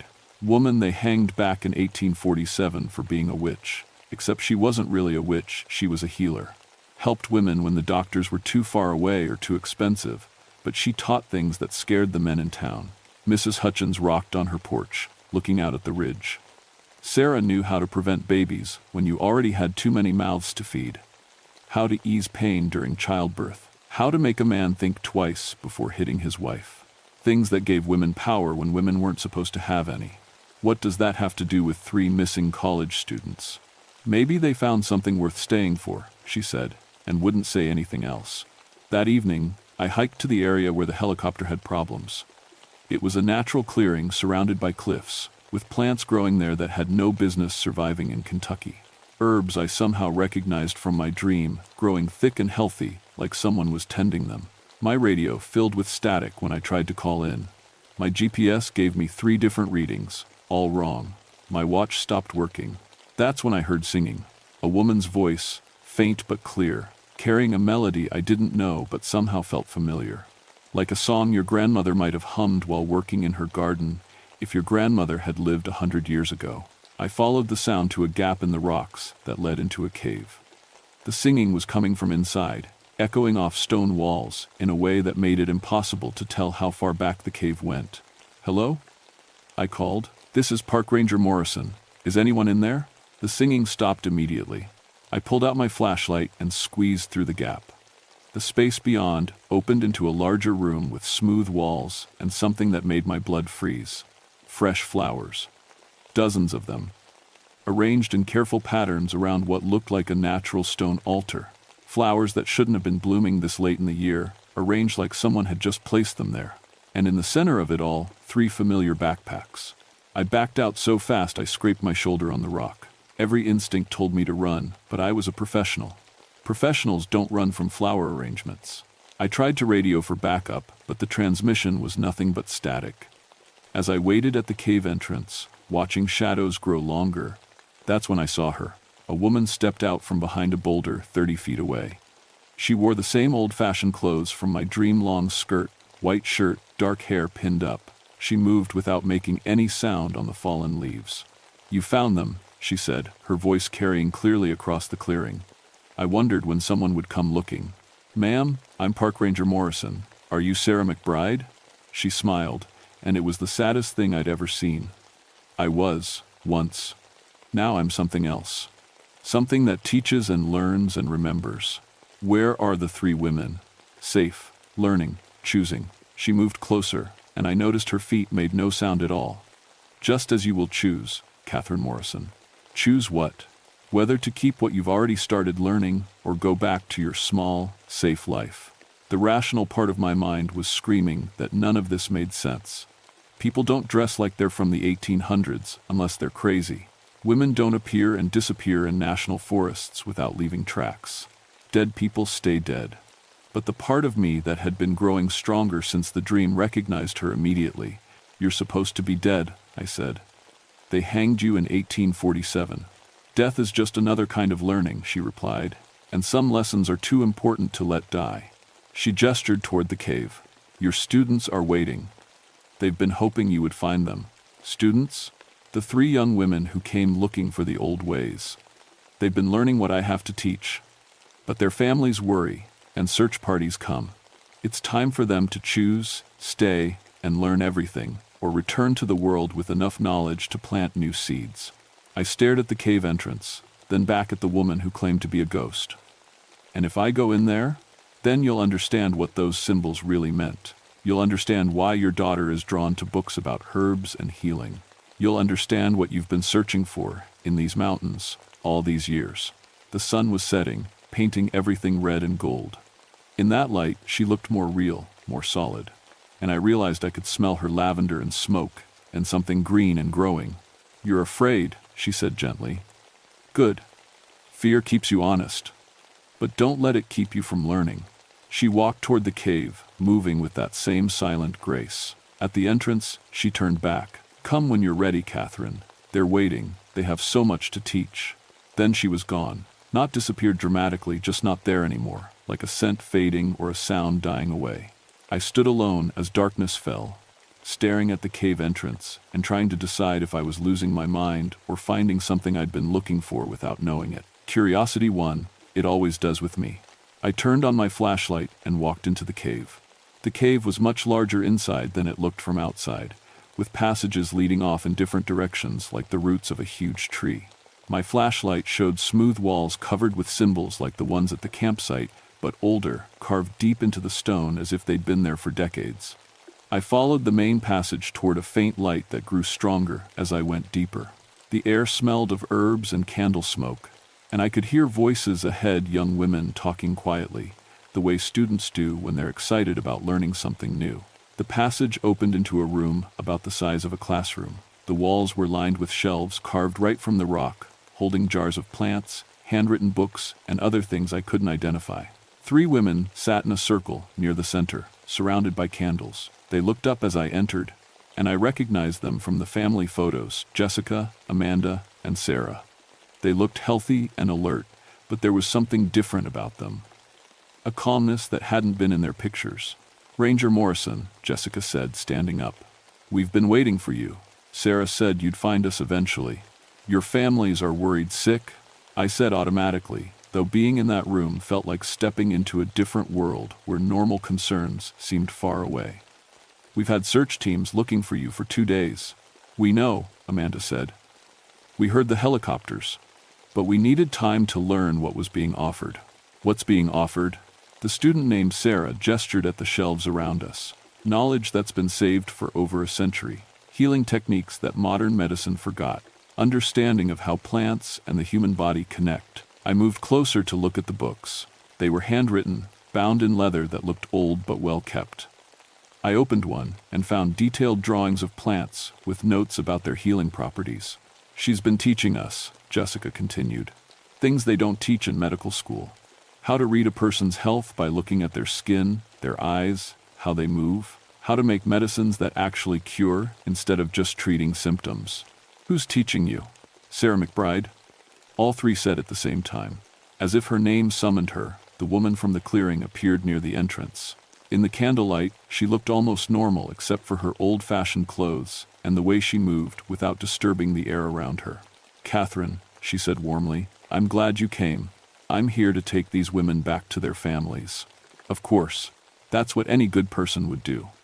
Sarah moved among the candles like they were important instruments. But first, let me show you what they've learned. Jessica picked up a small jar from the shelves. This is made from willow bark and other plants that grow wild here. It can bring down a fever faster than any drugstore medicine, with no bad side effects. People have known about willow bark for a long time, I said. But do they know how to mix it with other plants to treat breathing problems? Or how to prepare it so it doesn't upset your stomach? Or when to harvest it for the strongest medicine? Jessica opened the jar and let me smell it. The scent was sharp and clean, somehow more intense than I would have expected. Show her the other thing, Amanda said quietly. Jessica held out her hands, palms up, and I saw they were glowing with a soft blue light. Not like a metaphor actually giving off light, like those fish that glow in the deep ocean. It doesn't hurt to touch, she said. Against every logical thought in my head, I reached out and touched her palm. Immediately, warmth spread up my arm, bringing a feeling of deep calm and well-being. A headache I'd been carrying for 3 days just vanished. How? I whispered.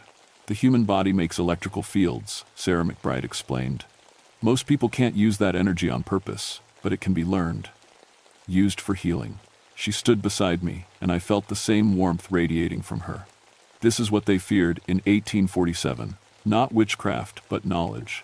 Not evil, but power they couldn't control. I pulled my hand away, but the good feeling remained.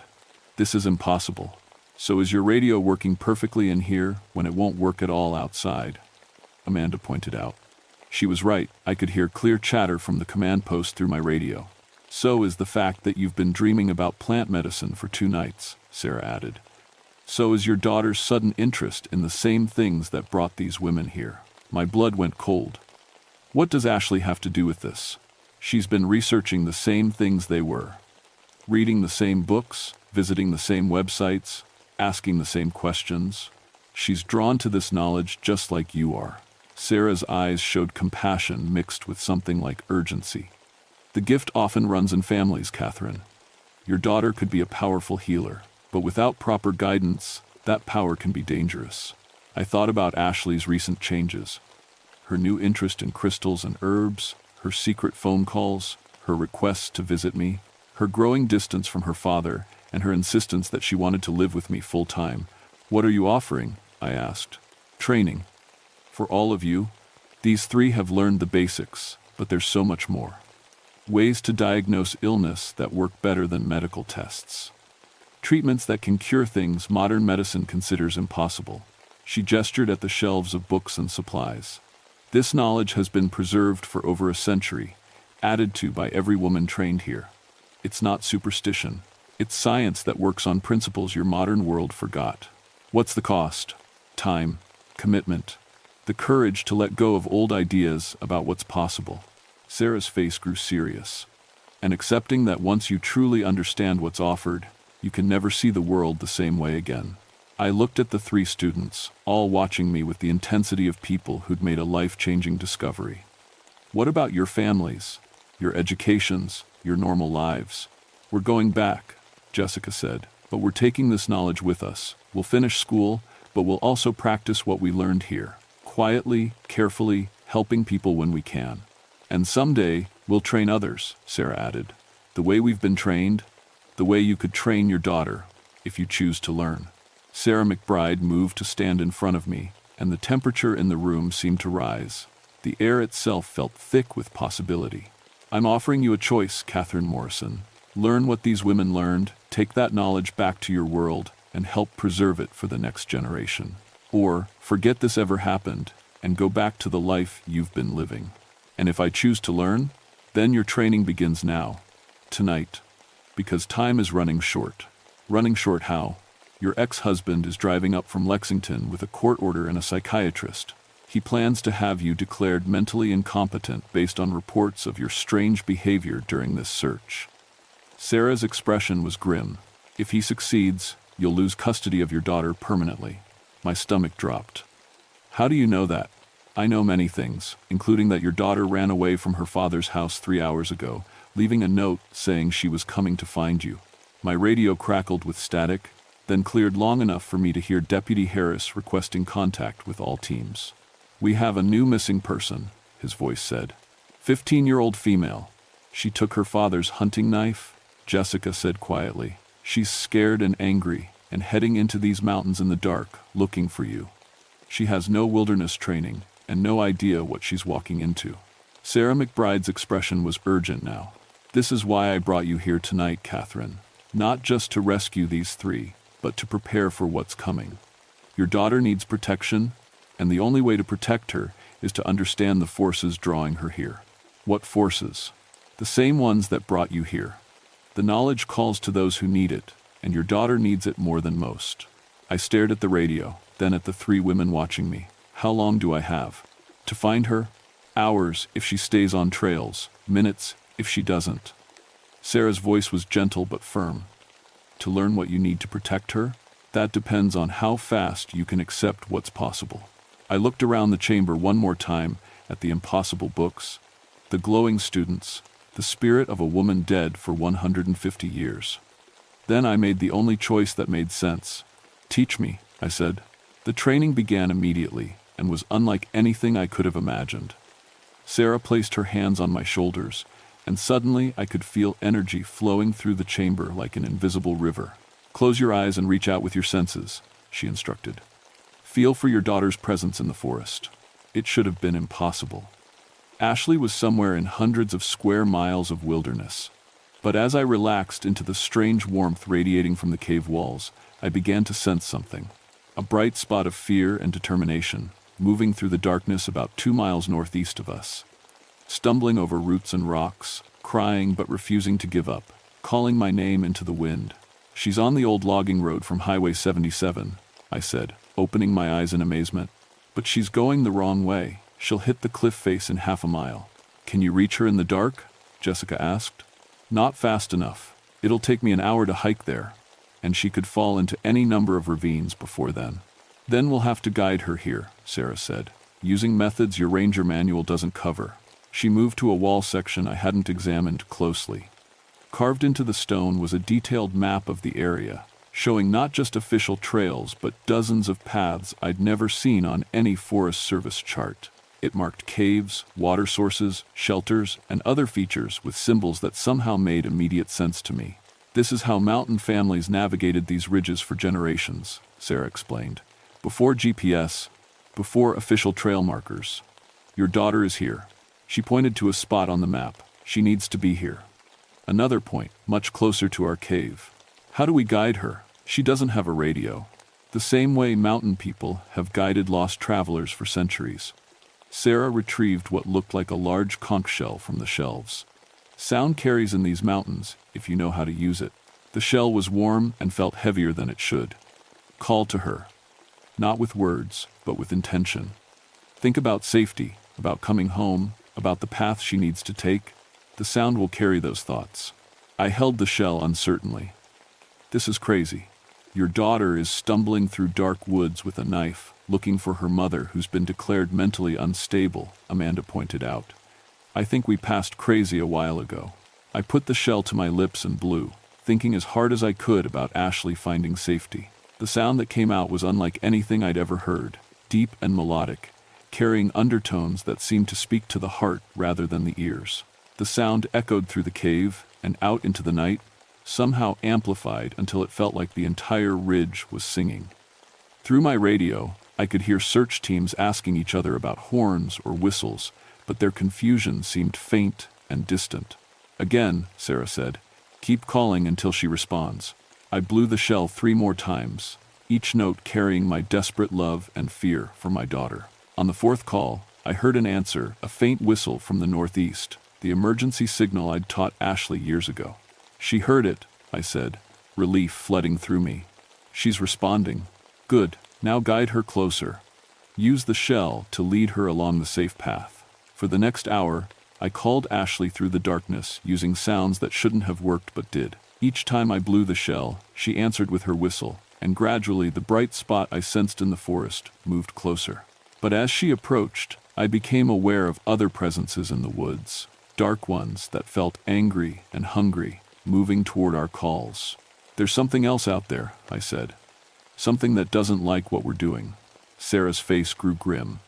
The old knowledge has enemies, Catherine. Forces that profit from keeping people sick, weak, and dependent.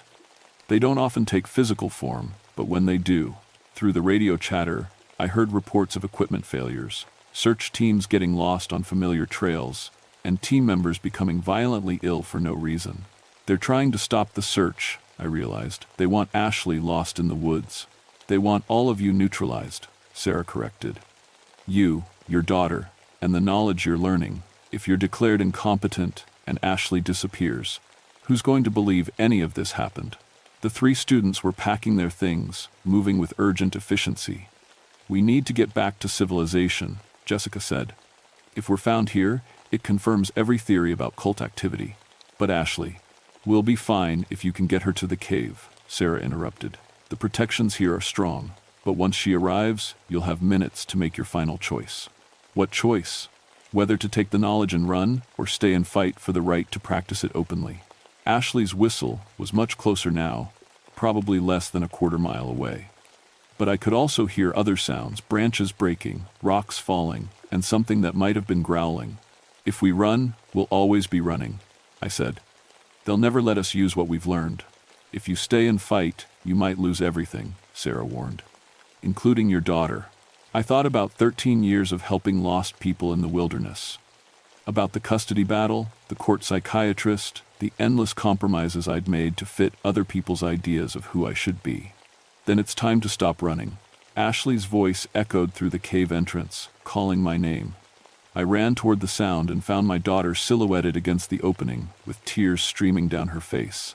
"Mom," she cried, running into my arms. "I was so scared you were lost." "I was," I said, holding her tight, "but I'm not anymore." As I hugged my daughter, I could feel the knowledge Sarah had given me, settling into my mind like puzzle pieces clicking into place. I understood now why Ashley had been drawn to books about herbs and healing. I understood why I'd become a ranger, and why these mountains had always felt like home. "Mom, there are things moving in the woods," Ashley whispered. "Things that don't sound like animals." "I know, sweetheart, but we're safe now." Behind us, Sarah McBride appeared, more solid and real than ever. "Catherine Morrison," she said formally, "do you accept the responsibility of preserving and protecting the old knowledge?" I looked at my daughter, then at the 3 young women who'd risked everything to learn forgotten healing arts, then at the spirit of a woman who died protecting the same knowledge 150 years ago. "I do," I said. The moment I spoke those words, the cave filled with light, not from candles or flashlights, but from Sarah herself and from the symbols carved into the walls. Power flowed through the chamber like electricity, and I felt something fundamental shift in my understanding of what was possible. "Then let's go save your colleagues," Sarah said with a fierce smile. "Time to show those dark forces what happens when they threaten a mother's child." The confrontation was brief but decisive. As we emerged from the cave, we found the forest in chaos.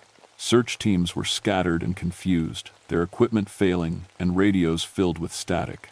Several rangers were down with sudden illnesses, and the helicopter pilot reported engine problems that made no sense mechanically.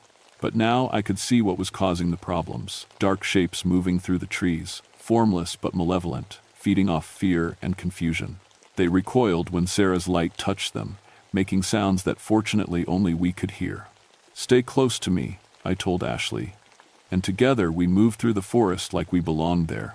I guided lost search teams back to trails, using knowledge I'd gained in a single night, treating their mysterious illnesses with herbs. I gathered along the way, and somehow my radio worked perfectly while everyone else's remained full of static. By dawn, the crisis was over. The 3 missing students were found near their original campsite with a story about getting lost in cave systems and sleeping there for safety. Ashley and I were discovered together, having spent the night searching along creek beds, according to my official report. The dark forces retreated with the sunrise, but I knew they'd be back. The knowledge had enemies, and those enemies would never stop trying to suppress it. But they'd also never completely succeed. 2 weeks later, the custody hearing went better than expected. Ashley testified that she wanted to live with me, and somehow the judge seemed more receptive to her arguments than anyone had anticipated. My ex-husband's psychiatrist found me completely competent and recommended that current custody arrangements remain in place. I returned to regular ranger duties with a new understanding of my role. Officially, I helped lost hikers and enforced forest regulations. Unofficially, I served as a bridge between the official world and older ways that still survived in these mountains. The 3 students went back to their universities and continued their education, but they also began practicing what they'd learned. Jessica started a holistic health clinic after medical school. Amanda opened an art therapy practice that used traditional healing techniques. The younger Sarah became a philosophy professor, specializing in indigenous wisdom traditions. Ashley thrived in the mountains. She learned botany and wilderness survival, but she also learned to identify medicinal plants and to read subtle signs that indicated when someone needed healing. By high school graduation, she could calm a panicked hiker with a touch, and find lost campers using senses most people didn't know they had. The cave where we'd met Sarah McBride was never officially mapped, though I visited regularly. Sometimes Sarah was there to answer questions. Sometimes it was empty, except for carved symbols and shelves of preserved knowledge. But it was never truly empty. The knowledge lived there, waiting for the next generation who would need it. 5 years later, I was promoted to Chief Ranger for the Red River Gorge area. The position gave me authority to quietly support traditional healing practices among mountain communities. Officially, I ran wilderness education programs and coordinated rescues. Unofficially, I trained a network of rangers, local healers, and volunteers who understood that some problems required solutions not covered in any government manual. Ashley went to college but spent every summer working as a wilderness guide. She specialized in helping visitors drawn to the area for spiritual reasons, the ones who sensed these mountains held secrets worth discovering. Sometimes, when the moon was dark and tourist season was over, she would lead small groups of carefully selected women to a cave that didn't appear on any official map. There, they would learn techniques that modern medicine had forgotten, guided by the spirit of a woman who'd refused to let valuable knowledge die with her. The network grew slowly and quietly. Jessica's clinic became a training center. Amanda's practice connected with similar programs throughout Appalachia. Sarah's courses attracted students from around the world researching traditional wisdom. And in the Daniel Boone National Forest, rangers continued to help lost hikers find their way home, using methods that worked whether or not anyone could explain why. The darkness that had opposed us never fully disappeared, but it learned to be more cautious. Every few years, there would be another incident: equipment failures during important rescues, sudden illnesses among rangers who asked too many questions, political pressure to limit access to certain forest areas. But the knowledge persisted, protected by people who understood its value and were willing to pay the price for preserving it. Sometimes, on quiet nights when I'm patrolling the ridge alone, I still hear Sarah McBride's voice carried on the wind. Usually, she's singing the same melody I heard that first night. It's a song about teaching and learning, about knowledge that refuses to die, and about women brave enough to preserve wisdom for future generations. Ashley knows the song now too. She'll teach it to her own daughter someday, along with other lessons that can't be found in any textbook. The Witch's Ridge isn't a place of fear anymore. It's a place of learning, where old ways are preserved and new students are always welcome. And somewhere in the darkness between the trees, Sarah McBride continues to teach, waiting patiently for the next person who needs to discover that some knowledge is worth any price to preserve.